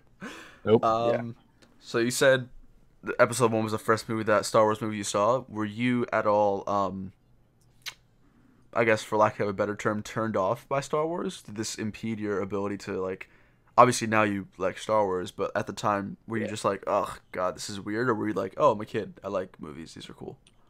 Like, I found it good, especially the duel at the end. That was like my favorite part. Yes. Okay, and that was like what I think brought me all back. And I think my other favorite part of the movie when I was 9 was when I saw the Senate guards, which you see a couple times in Star Wars: The Clone Wars. So my little 9-year-old brain was like, "Oh, that's really cool," because I saw that. Yeah, you watched basically all the Clone Wars before you saw any of the films? Yeah. Okay. Gotcha. Yeah. It's not a bad way to get introduced to Star Wars, honestly. Clone Wars. No, it's not. Yeah, it's the best of that era. Yeah. I saw episode 4 right after because my dad had seen that and he wanted to show it to me because he saw it was in the Star Wars. And I found that way more enjoyable, even at the age of 9, because I saw the stormtroopers and I was like, "Oh, those are clone troopers, but not clone troopers." Awesome. All right. Any final thoughts, Lawless? I think the Phantom Menace is a pretty bland movie. Shouldn't exist. Granted, it's got a lot. Yikes. I mean, right. I think it would have been like a good spin-off movie, like a prequel to the prequels. But besides that. You just start the prequels at the Clone Wars. I'm down with that. Yeah, that wouldn't be a bad idea. All right, Lawless, thank you for joining, man. Always nice talking to you. Thank you. See ya. All right, Next up we got Captain Axe. We're going to try and get through everyone today. We have, including the next guest, 1, 2, 3, 4, 5, 6, 7, 8, 9. So that's going to be all for today, because by that time it's probably going to be around 10:30. So that is that. Captain Axe, it was sent to your email, Ballistic Builds. If you are here, let me know in chat, and you are going to be on deck. And after him, Eggs Benedict Cumberbuns is in the hole. I would love to just some research into the allure of stormtroopers and clones, because I feel like there is something to be said that regardless of the film, regardless of what's really happening with them, the clones and stormtroopers are just so freaking cool, and they in themselves can make something more interesting than it really has any right to be. I don't know. I mean, when we get to the episode 2 debate, I think that a lot of the people that defend the movie are gonna basically, that's gonna be why. It's like, oh, clones are cool. Yeah, which I mean, I don't know. It's a fascinating thing to me. That's the one thing that I feel all Star Wars fans can agree upon is the clones are just freaking cool. Yeah. All right, Captain X, I'm assuming you're not here, man, so we're going to have to move on. Ballistic Builds. He's getting axed. Again, sent to the annex. All right, get that invite. Send him to Camp 4. Ballistic, your invite has been sent. Process him in Camp 4. Roger, Roger. Roger. Camp 4. I heard that's a rough part of town. Yo, so I want to mention. So apparently, Custom Brick Creations was on the list, and like someone took him off the list. I didn't see anybody. I've been looking at it pretty closely. I don't think anybody deleted a name, although I know he was having trouble with the thing to begin with. So, okay. It honestly depends on what time we get through everybody else, man. I'll try and get you on for sure. Hello. We got Captain X here. Oh wow, I can't believe I'm actually talking to you. What's going on, man? How are you? Good. How are you? Good. So I guess since you're happy to be here, when did you first find all of our channels? Like, what brought you to all of our stuff? I was just watching the last Jedi, and I got into like crate, so I just searched Lego crate mocks, and then you popped up. Sweet. And There then you go. found everyone's crate mock. Then you found the Battle of the Crate Mocks on YouTube.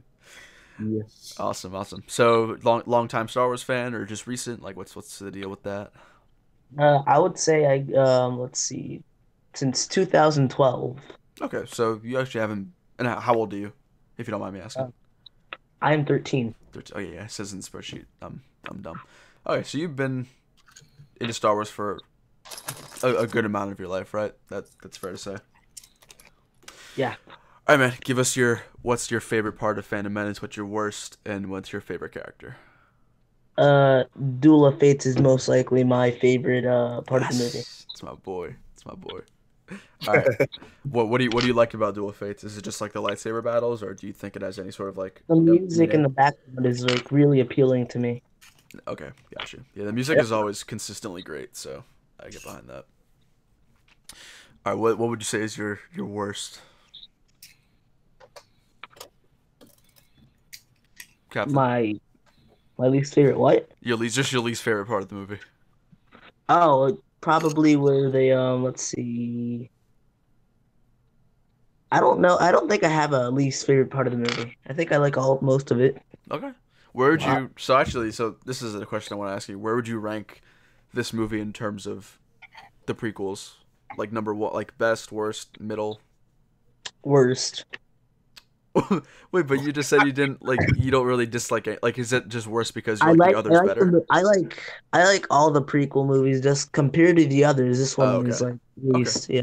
Fair enough. So there's nothing you really don't like about it. It's just the other ones are better in your opinion. Yeah. Okay, fair enough. And what would you say is your favorite character? Jar Jar probably. You're wait, hold on. Are you actually serious right now? Yeah. See, I watched. I know. I'm being serious. So the first time I watched the movie, I think I was like 10, and I really enjoyed Jar Jar's comedy. Okay. And you still enjoy that comedy, like if you watch it today? Yeah, I guess. Oh, okay. I've never heard that before. That's that's why we love debates. We love to get different opinions. That's all right, man. Hey, everyone loves Star Wars. Who is your least favorite character? Padme probably. Ooh. Okay. That's I can see that. Okay. I've never heard somebody say Jar Jar is their favorite character. I'm so happy this happened, dude. What? Okay, this is also another question. When you heard the rumor that Jar Jar is Snoke, what did you think? I doubted it. Okay, good. If you said you believed it, I don't know what I would have done. All right, Ballistic Builds. Any final thoughts on the Phantom Menace before we go ahead and get the next guest here? Not at all. Thank you. All right, man. Do you like Rose? I like the memes they make out of her. Oh, fair enough. I feel like it's like the reverse for me. Like I like Rose as a character, but then like I like the memes from Jar Jar. Yeah, basically. That's all right. All right, man. Thank you for joining up. I appreciate it. Wait, Matt, do you like Rose? You have a Rose debate stream. Maybe I should have phrased. That's bad phrasing on my part. I don't think she's as bad as people make her out to be. I'll put it that way. Okay. I'll agree with that. I'm very neutral on her. I don't really care for her. I'll say that. We won't get into that whole bag of worms. That'll be a Last Jedi debate video. Okay. All right. Rose is big. All right, Captain X. Thank you for joining, man. Nice meeting you. Nice meeting you too. Bye. Thank you, man. All right, Ballistic Builds, I sent the email. Go ahead and test it out. Eggs Benedict, if you are here, which you are, he will be next. And we'll keep her going. Damn, I never heard somebody who actually likes Jar Jar. Like, that's crazy. I feel like we were being memed. No, we weren't being mean. I hope Captain X, we weren't being mean. I just never heard that before, so that's the only thing. All right, Ballistic Builds, get your butt in here. Did we talk about the Midi-Chlorians yet? We actually didn't even talk about that. Wow.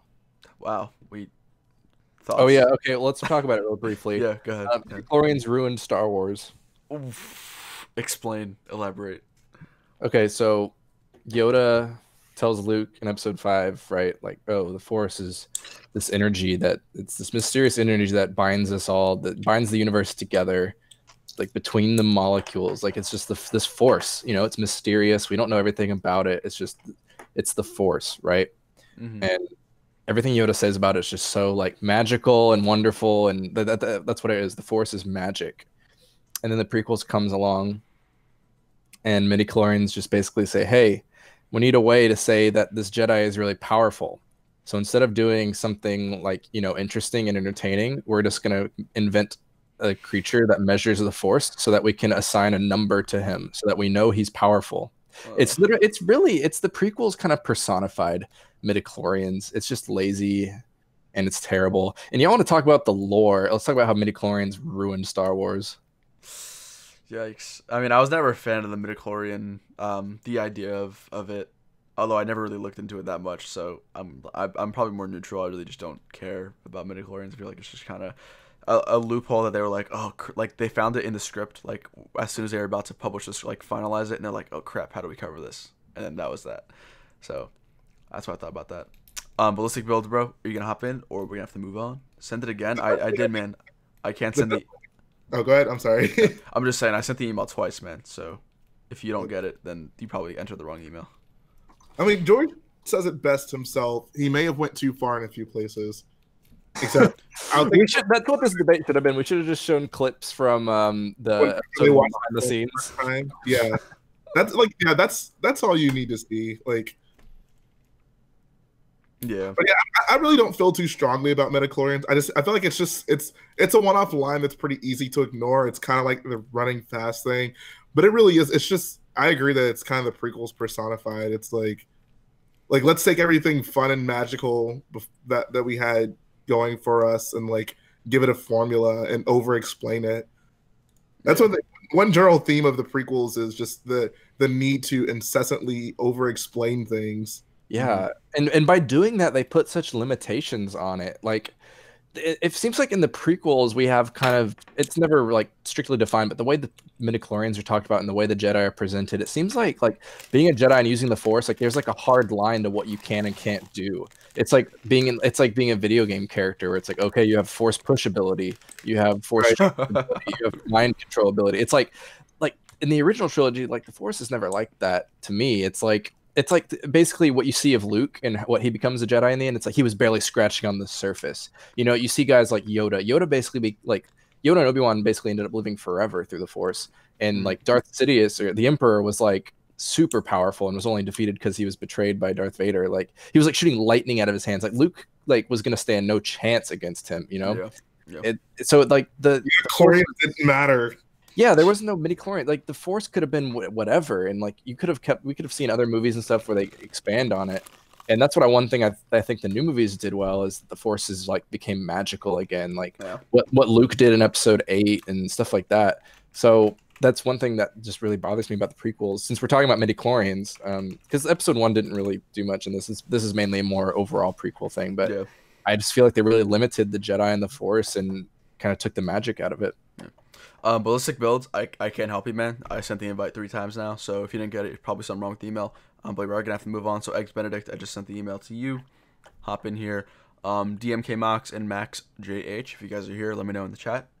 We are coming up on about the last 6-7 people here, so put another about 20-25 minutes on stream. The Last Jedi. The last one, dude. I drank so much water today. I have to go to the bathroom again, dude. Oh my god, Matt.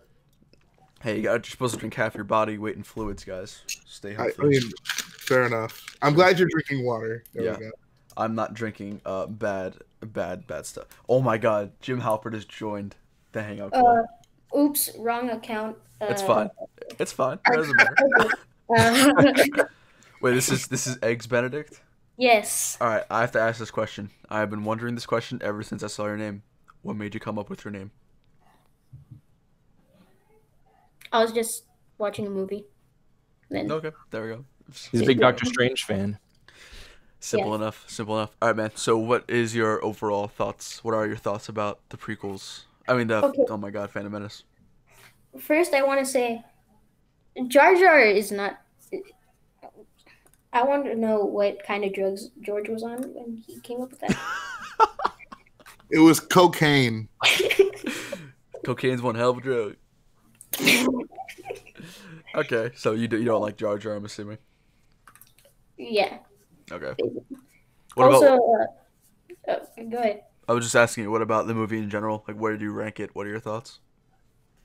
It's above the Attack of the Clones, but it's like my second least favorite. So. Okay. Okay. Who's your So favorite character? Obi-Wan. Okay. Why is that? Oh, sorry. Okay. Ballista will get you on as soon as Yeah. as soon as Oh, what the heck is happening? just mute your mic for a sec. Yeah, it's just Alright, cool. Alright, Eggs Benedict, continue. I'm nervous. I'm sorry. That's okay. Take your time, We're man. just having fun, man. Okay. No sweat, So, no sweat. Duel of the Fates was cool. The music was good. I like the music a lot. Yeah. So really good music. you would say that's your favorite scene? Yeah. Duel of the Fates is Gotcha. spicy. Spicy. I like it. I like it.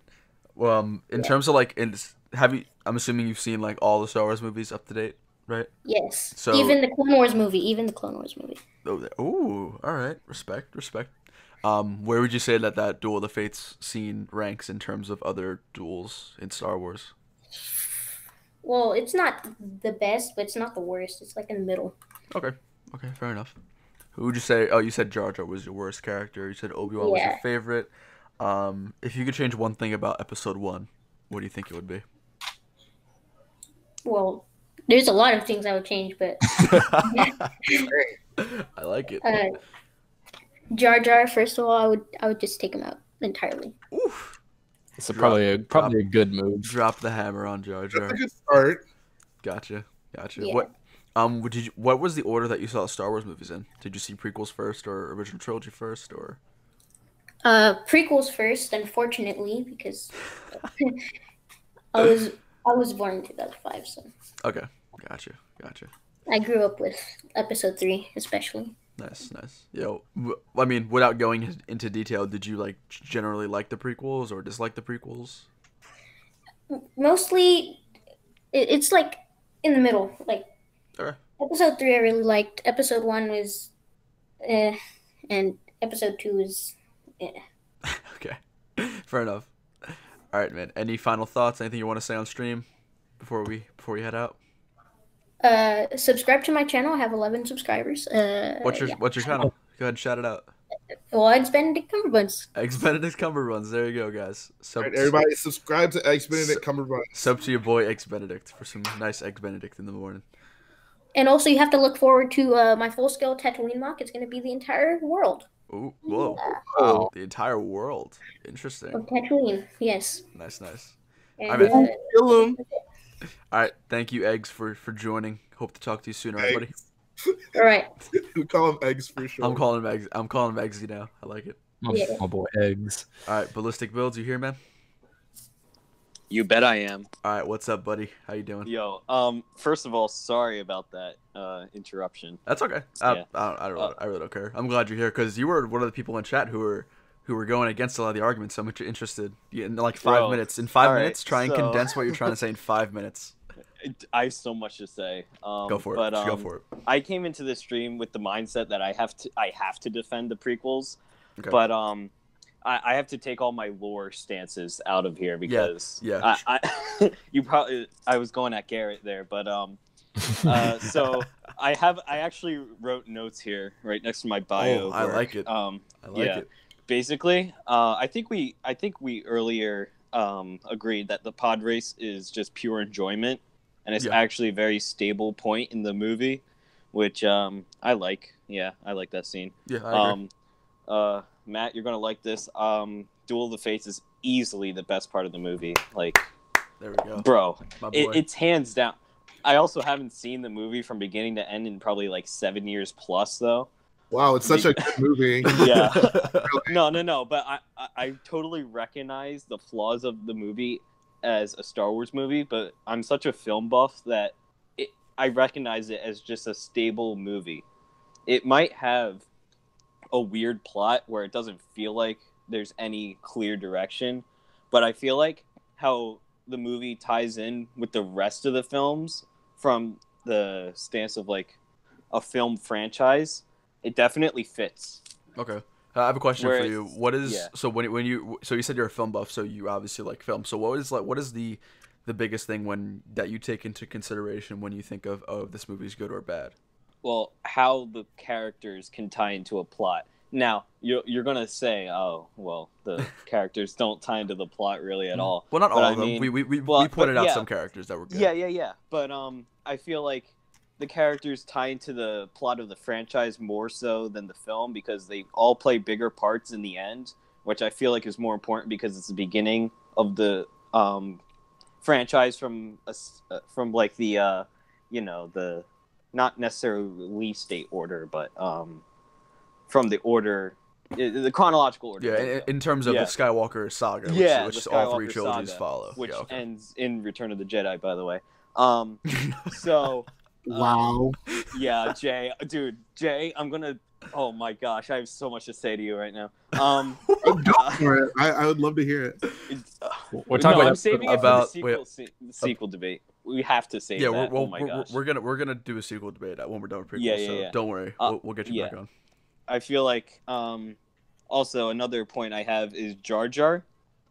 All right, he just gets the job done as the the comic relief of the film.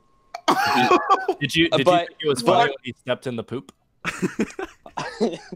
Yeah. Or when the animal farted on his face. Maybe when I was like 5. Yusa. I thought those were both hilarious. But my only problem with Jar Jar is that it changes in Attack of the Clones how he's a freaking politician. Like, what the hell? Yeah. Quick sidebar. I think the fact that George Lucas had the audacity to make this stupid character a politician makes me hate Jar Jar more. Like, Episode 1 Jar Jar, like, if you just take it in that context, like, okay, he's the comedic relief. He's not really that funny, but he's also pretty hilarious. So, like, okay, I get that. But then the fact that in Episode 2 he's a politician, the same level as freaking Padme, like, that's just like unbelievable. Yeah. Oh my gosh. I do so. Talking about being a film buff, the one thing we didn't really talk about in the stream is the ending of the movie. So when I think of it like in terms of a structure movie and stuff, I find the ending to Episode 1 to be a huge mess. The fact that you have 4 different finales all kind of happening in time, and like it would be you could say that about Return of the King. But you can't though. All right.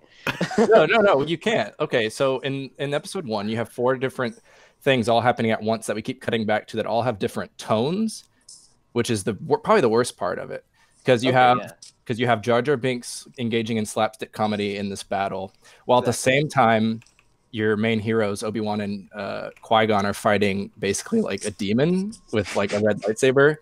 So it's just a mess because you keep cutting back and forth, and if they had trimmed it maybe a little bit differently, it would work. But like, because in your example of the Return of the King, I mean, like, okay, I see what you're saying now. Which part are you talking? Because in the Return of the King, you have like these 2 battle sequences happen back to back, which is what I I meant like the actual like falling action, the Diminuan or however you pronounce it. But you're not cutting back and forth and stuff. It all happens. Yeah. I totally see what you're saying now. Yeah. All right.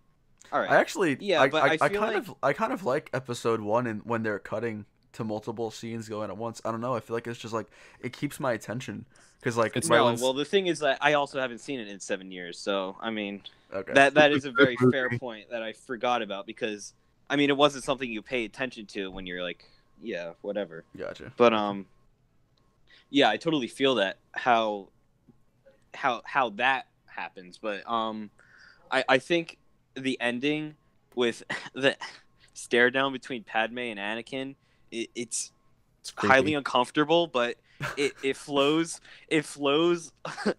unfortunately well into Attack of the Clones.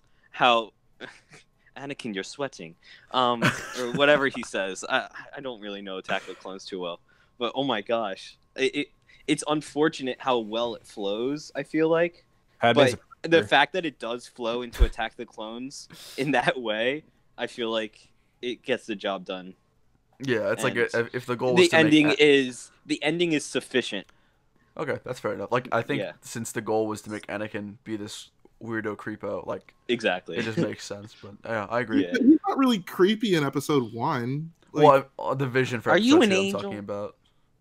That's not creepy though. That's I wouldn't say that's creepy. Okay, yeah, you can take that as child innocence, but then he starts talking about how deep space pilots talk about them in this, and all right, I said I wasn't going to bring in the lore, but like if you look into them, they're weird things. They're really weird. The angels are weird, and you would not want to be comparing a normal person to that. All right. George doesn't know what angels those are. Like he wrote that as a line because we know what angels and they're like angels. Yeah, pretty singing angels. George Lucas doesn't care about the lore. George Lucas? No, he doesn't actually. Yeah. Sad. It is very sad. Yeah. George Lucas forgot that the Jedi were around for 1,000 generations. I do have one other question.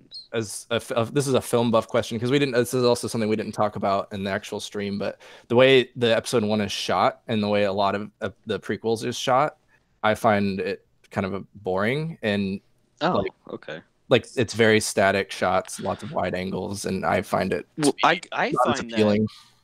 Well, I think it gives them a different feel for sure, and I don't know. I think that's just up to personal preference, whether you like the cinematics or not. Because I really like in like Attack of the Clones that opening shot with the spinning screen with the ship or whatever coming into Coruscant. I mean, I really like that scene. One little interesting thing, like I just feel like generally the way things are shot, it's all flat. It's just if a character needs to say something, it's just if characters have to move from one location to another, they have to walk from left to right or right to left. Like I think you can find multiple moments from like the original trilogy and the new movies where when characters have to get to a point to another point, like they just make C-3PO just is lifted up and the whole screen moves with him.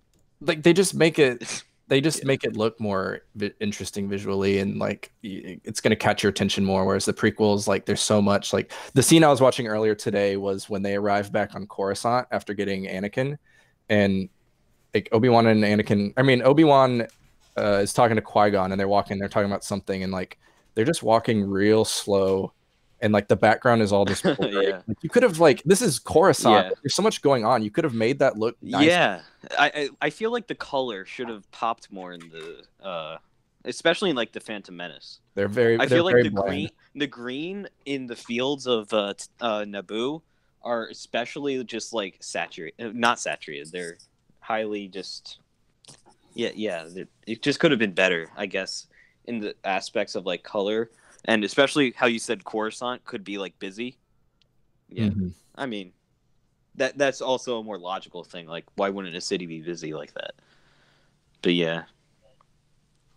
I mean, I feel like the more important thing to me is how the characters flow from one movie to another, and I think Anakin, he's my favorite character from the Phantom Menace for that reason, that he flows, while uncomfortably, he flows well into the Attack of the Clones.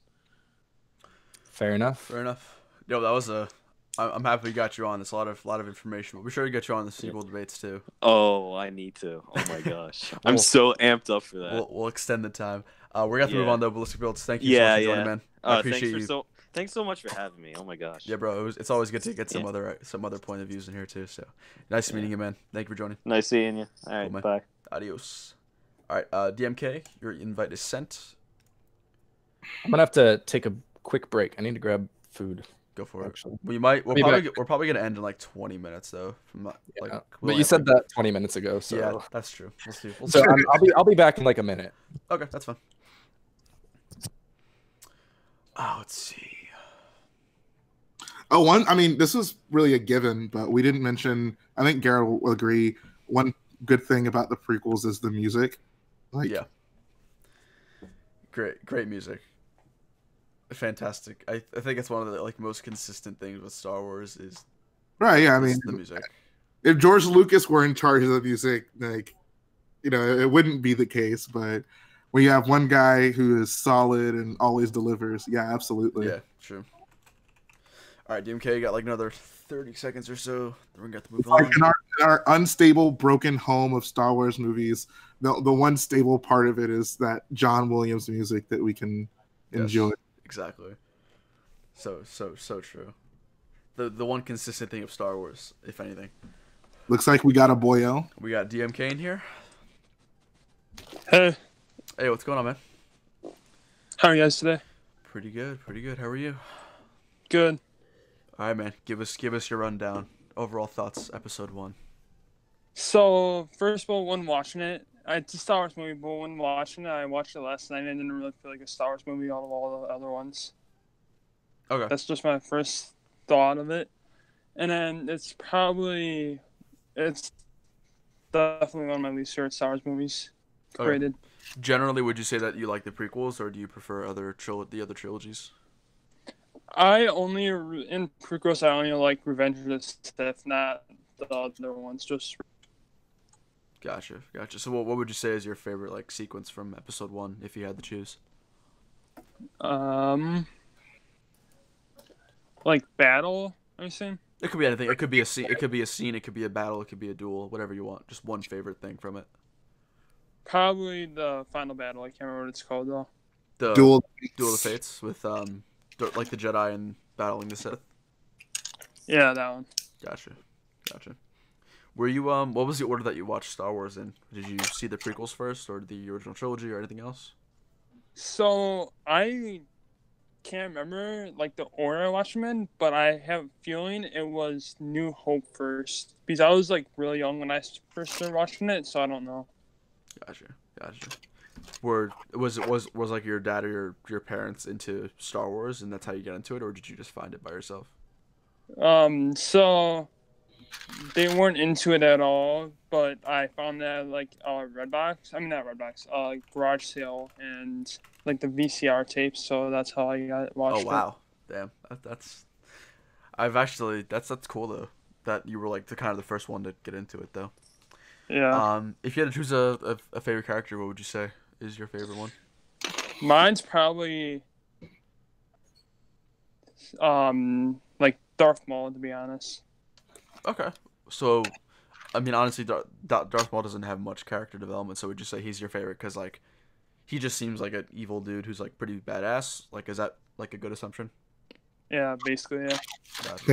Gotcha. I mean, that's fine. I mean, not everyone needs to be impressed by backstories in movies. Like I said earlier in the stream, it's pretty easy for me to be entertained by a movie if it's fun to watch. So I definitely subscribe to that idea. I agree. If there's one thing I could change about Darth Maul, I would just have him live longer and do more stuff. It seems like the rest of Star Wars has just been kind of a plot to keep bringing him in stuff to kind of make up for George just killing him off without doing much with him, which is sad, Yeah. You should have just done it right the first time. Yeah, I agree. He's probably one of my favorite Siths out of every Sith ever created. That's why I like him.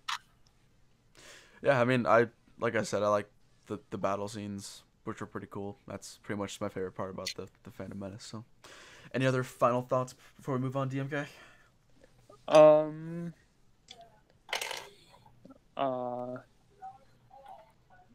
there was when watching it, there was how do I explain this? So when watching it, there was some parts I liked, and then there was like 90% of the movie I didn't like, but there was some parts I liked about it. Gotcha. All right, man. Well, thank you for joining. Always nice getting some input. Hopefully, we'll get you on throughout the next couple of stream series here, right? Yep. See you guys later. Cool. Have a good night. Sounds good, man. Thank you. All right, Max JH, invite was sent. I'm back, by the way. All right, cool. We're coming up on the last 5 people here, which is always great. You're great. Yeah. Pretty good turnout during this stream. Yeah. This was good. We'll have to continue it. We should just go through episode 1, 2, 3, 4, 5, 6, 7, 8, 9. Yeah, that was the idea. The episode 4 and 5 streams can be like probably 5 minutes long because you just have to get on, have us all talk about how great it is, and then like, the stream just ends. There's really no altering opinions that can be respected. Love it. All right, Max, you got to get in here, man. Otherwise, we're gonna go ahead and move on. I don't know, man. If episode 5 had lava, it would be way cooler. If episode 5 was more like episode 2, it would be so much better. Dude, there were no clones in episode 5.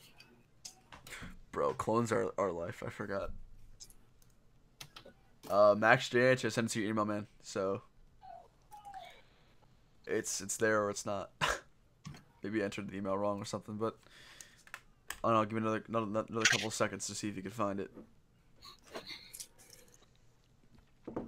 All right.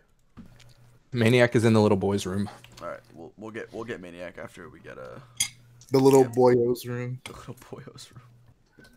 All right, James, if you're here, I'm gonna send you the link through email. Max JH says he didn't have an invite. Max, I copied the email that you put in the doc, so maybe you typed in it wrong or something, but I sent it. Someone erased it from the archive memory. Oh my god. Memory. Oh my god. Garrett loves that scene. Garrett loves so triggered. Star Wars. I love children in my movies. Alright. Broom Kid was my favorite character in Star Wars Episode 8. Dude, that kid died. Have some respect. How do you know? I mean, I assume he went down in Order 66. Bro, he might be the main character of Jedi Fallen Order. You don't know. Bro, what if he's Snoke? But he would have been like 6 in Episode 3, so... No, he would have been like 10. He could have been... How old do you think he is in Episode 2? He looks like a 4-year-old.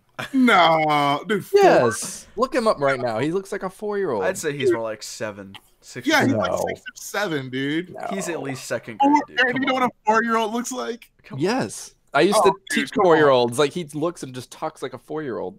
No, dude. So you say he wasn't even in kindergarten? Like, he would have been in preschool? Yeah. Oh, my God. That's how they get him in the Jedi Academy. Bro. All right. Dude, he's like 6 or 7. All right, James, you here, man? Yep, I'm here. What's up?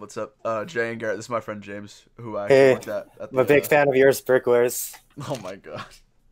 I just think you're being a very generous host, hosting these, smaller YouTubers, smaller Instagrammers, no problem, bro. Showing off the talent in the community. Oh my god. I worked with James at the pop-up shop. Yeah, and I'm excited to see your Mandalore mock this next year, so. Good one. All right, bro. What do you think, episode 1? Give us your rundown.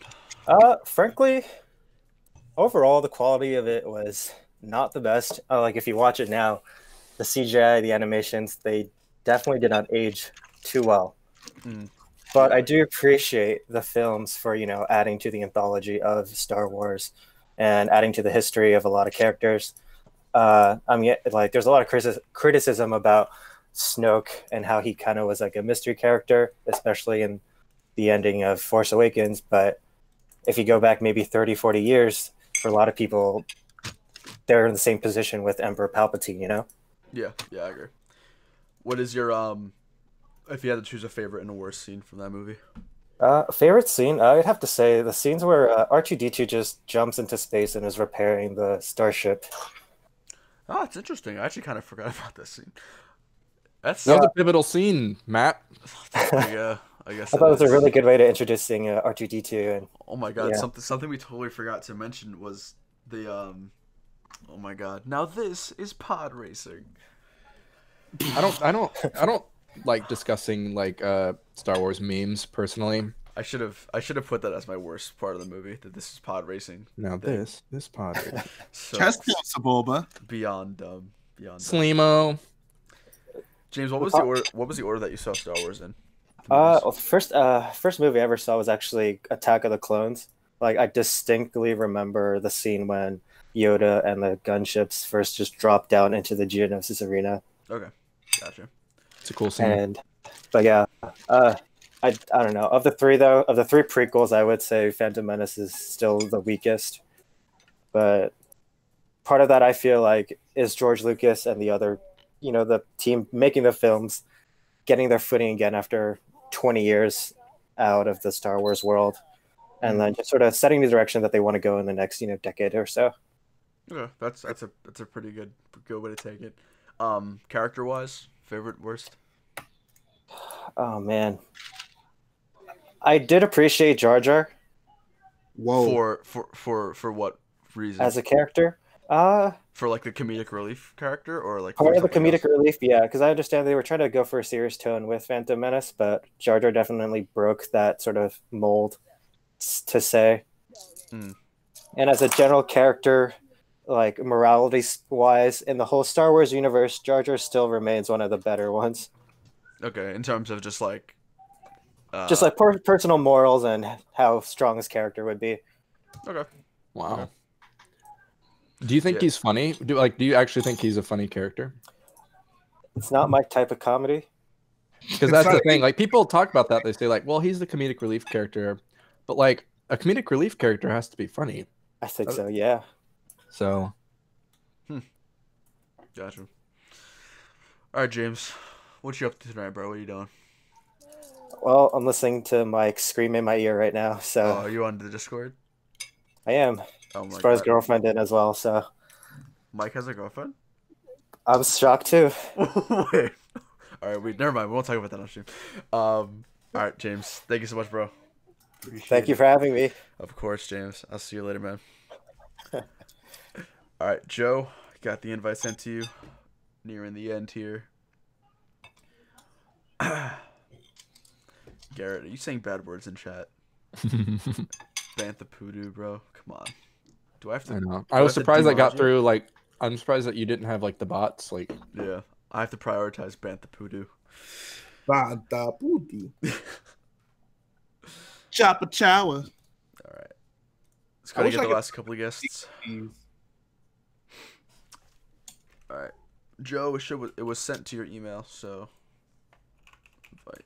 Oh, I like to change my favorite thing. My favorite part of episode 1 is Kitster. Who? No one's gonna know who that is except for you. Who? Really? Yes. Okay. There's gonna be some random person in the chat who knows what that is, but like, I only know who that is because of you. Matt doesn't know who it is. No, okay, I have no idea who that is. I know he's like obscure, but I didn't think he was that obscure. It's because obscure people only care about obscure characters in movies that are like fun to go rewatch. Oof. Wait, who was he? You know what question? You should put in the chat last time you've watched episode 1. I mean, in the spreadsheet. Everyone's gonna be like, yeah. 12 years ago. Joe, where you at? Yeah, I did rewatch episode 1, I guess, like a couple years ago with you, Jalen. I think for episode 2 and 3, I'll actually rewatch them right before. Yeah, same. I feel like because I feel like our opinions are gonna be more divisive with those two. Because episode 1, I think for the most part, everyone agrees it's not a very good movie. I feel like every time I watch episode 1, I think it's the worst movie, and every time I watch episode 2, I think it's the worst movie. Like it goes back and forth. And then you watch episode 3 and you think that one's the worst one. Episode 3 is always going to be the worst one. All right. Well, I think Joe's having technical issues. I'm gonna go with RB Customs real fast. Shout out to my boy RB. No, Kitster is not the guy whose pot exploded at the beginning. That was Ben Quadineros. Kitster is Anakin's little Indian friend. Anakin. Oh, him? Yeah. Oh, dude, I haven't even given him a second thought. Bro, this is a gangster. All right, RB, I sent it to you. There's a deleted scene where he gets into a fist fight with Qui-Gon and he knocks him out. You're lying. I swear. You're actually lying. Bro, I can send you the video. Oh my god. Yeah, guys, if you put your name on the list, you have to be ready to go. You guys got to be ready to go. Yeah, you guys, come on. Should I hop? All right, Matt and I got to play some Apex Legends. I guess we'll get Mike on because no one's ready to go. Mike, I'm inviting you now. I think RB is ready. He said he has to boot up or something. Should I hop on? Yeah, man, I sent you an invite.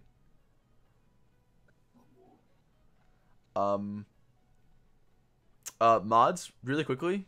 Yeah, you have that power. If I give you that mod status, you have the power to temp or permaban somebody, and I trust you for that. So if you think somebody's doing something, then go ahead. I already permabanned that guy. He was being a nuisance. I don't even know what he was typing. All I just see is he's being timed out by every mod in the chat. So yeah, that's evidence enough. Yeah. All right. Maniac Bricks, Cinematic Bricks, RB Customs invite has been sent to all of you. So if you join and somebody's already talking, just mute your mic. But just hop in here. We'll be live for another 5-10 minutes, and then we're gonna wrap it up.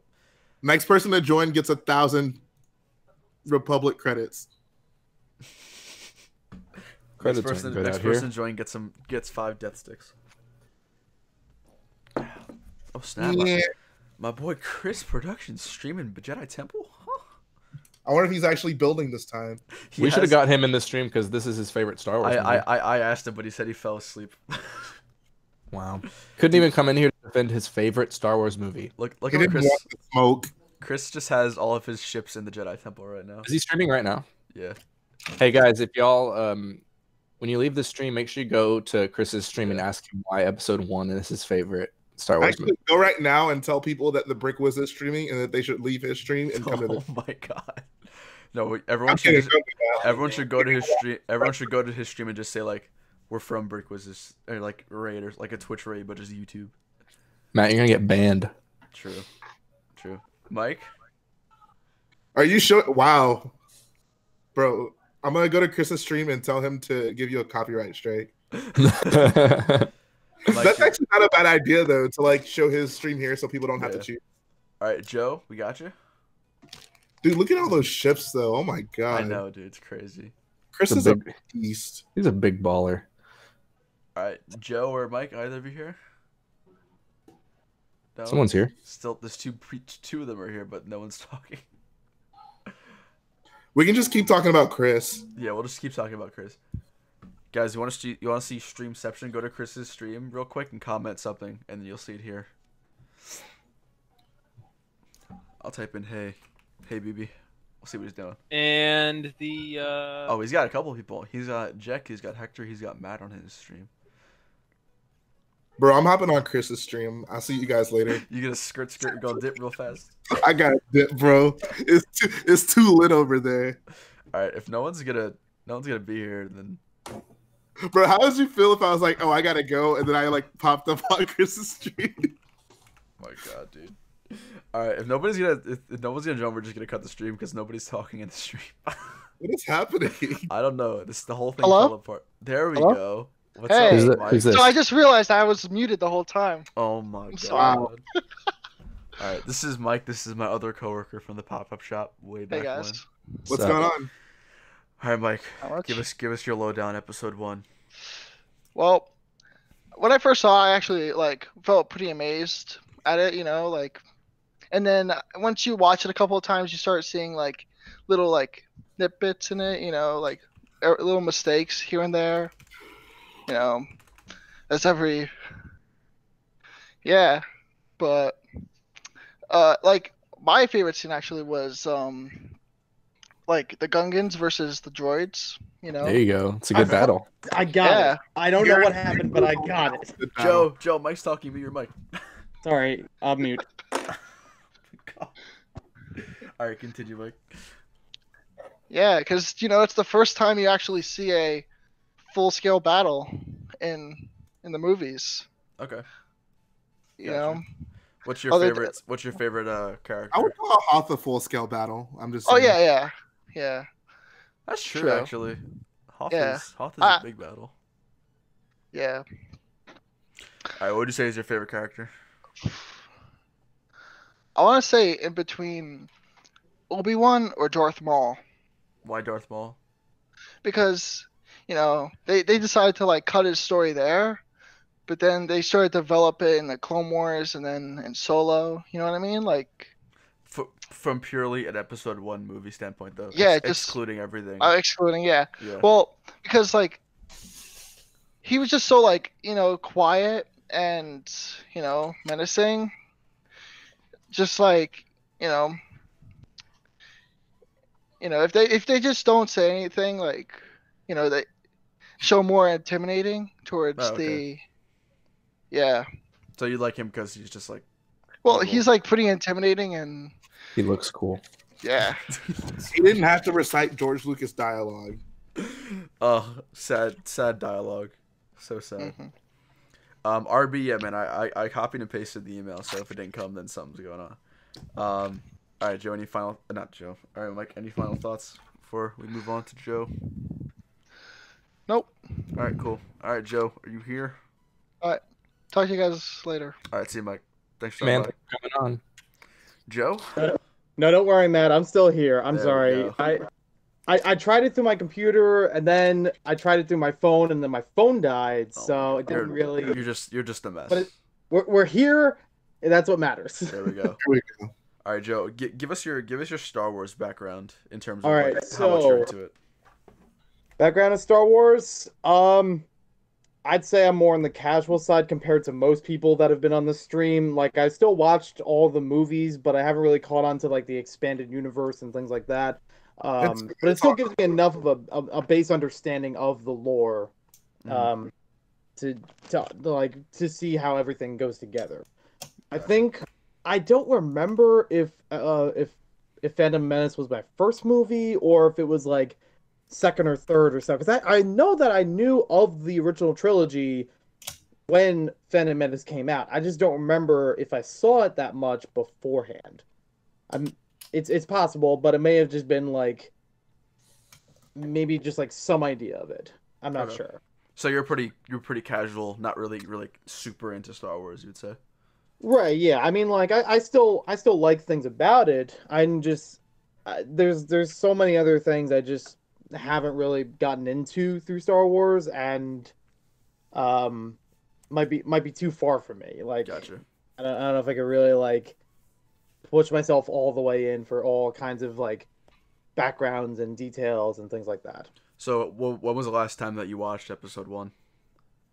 There was one time a few years ago where I was going to try to binge at least one trilogy a day, and if I was really energetic, I try to do at least 2 trilogies at the same day. It was really ambitious, but at least tried to do episodes 1 through 3, and.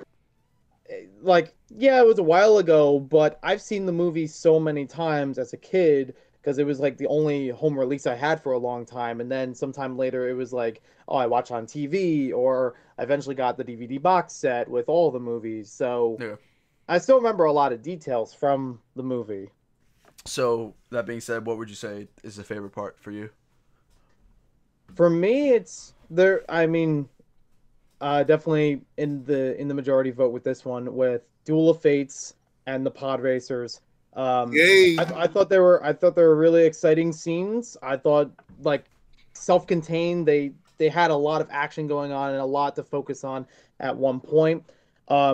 With the pod racing, I do want to say it's working. It's working. Because I don't think we brought that quote up yet, and I'm like, I gotta say that. There we go. That actually, I remember that now that you said it. It was pretty funny. I like. Yeah.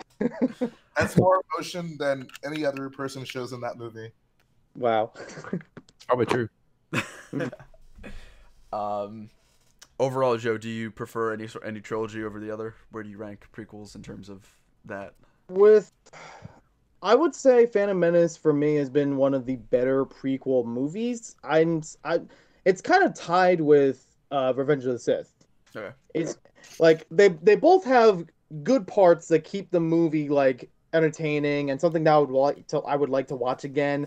I can still see some things here and there I might not be a fan of, but I thought like comparing both of those movies to each other, they're pretty much on the same pedestal. Okay. They would be right underneath the original trilogy. Episode 2, even though I saw it in the theaters, I don't remember that much about it. That's one that's just like, there were some things that happened, but I couldn't tell you much about them. Yeah, I don't really think you're missing much from episode 2, honestly. I mean, Geonosis is probably the highlight for me from that movie, but we'll talk about that during the next stream. That's probably the one part I remember the best was Geonosis and like the arena and that whole fight. Gotcha. But not much else. Gotcha. Any final thoughts before we close out the stream today? For best character, worst character. Oh yeah. I think as a kid I always liked Anakin Skywalker because it's like, well, any kid that's watching at that age, you know, when that movie came out would identify because, you know, that it's in their age range. Yeah. But as I grew older, I kind of liked seeing Obi-Wan through episode 1 and throughout the prequels just as much as Anakin, because when he starts out in Phantom Menace, he's almost at the same hothead Padawan level that Anakin goes into in like episode 2 and some of 3. You know, he's kind of just like rushing in, not thinking that much, but Qui-Gon is still mentoring him and trying to, you know, keep him thinking level-headedly. Gotcha. That's pretty good analysis in my opinion. Yeah. So that for me has been a great way of like when I watch back the prequel trilogy is seeing how Obi-Wan evolves, not just how Anakin evolves. Okay. Yeah. And for worst character, I'd say maybe Padme. I don't have that much. I don't have too big gripes about Jar Jar. Like, yeah, as a comic relief, I get why he's there. I do think some parts he's overused or just excessive or like not adding a lot, but I don't hate him as much as other people do. Gotcha. All right, Joe. Thanks for coming on, man. Nice to hear your opinions on here. Thanks for having me on. Yeah, of course, man. All right, I think that's gonna wrap it up, guys. We've been live for about 2.5 hours, which is longer than I thought we'd be live for today. Really quickly before we head out, thank you to everyone who joined today, and of course to our hopefully weekly panelists here, Garrett and Jalen. Appreciate you guys joining me for today. I think I like the prequels now. I don't want to talk bad about them anymore. That's just a lie. All right, really quick before we head out, guys. Make sure you go and smash the like button, and of course, Chris Productions is doing his first Jedi Temple stream.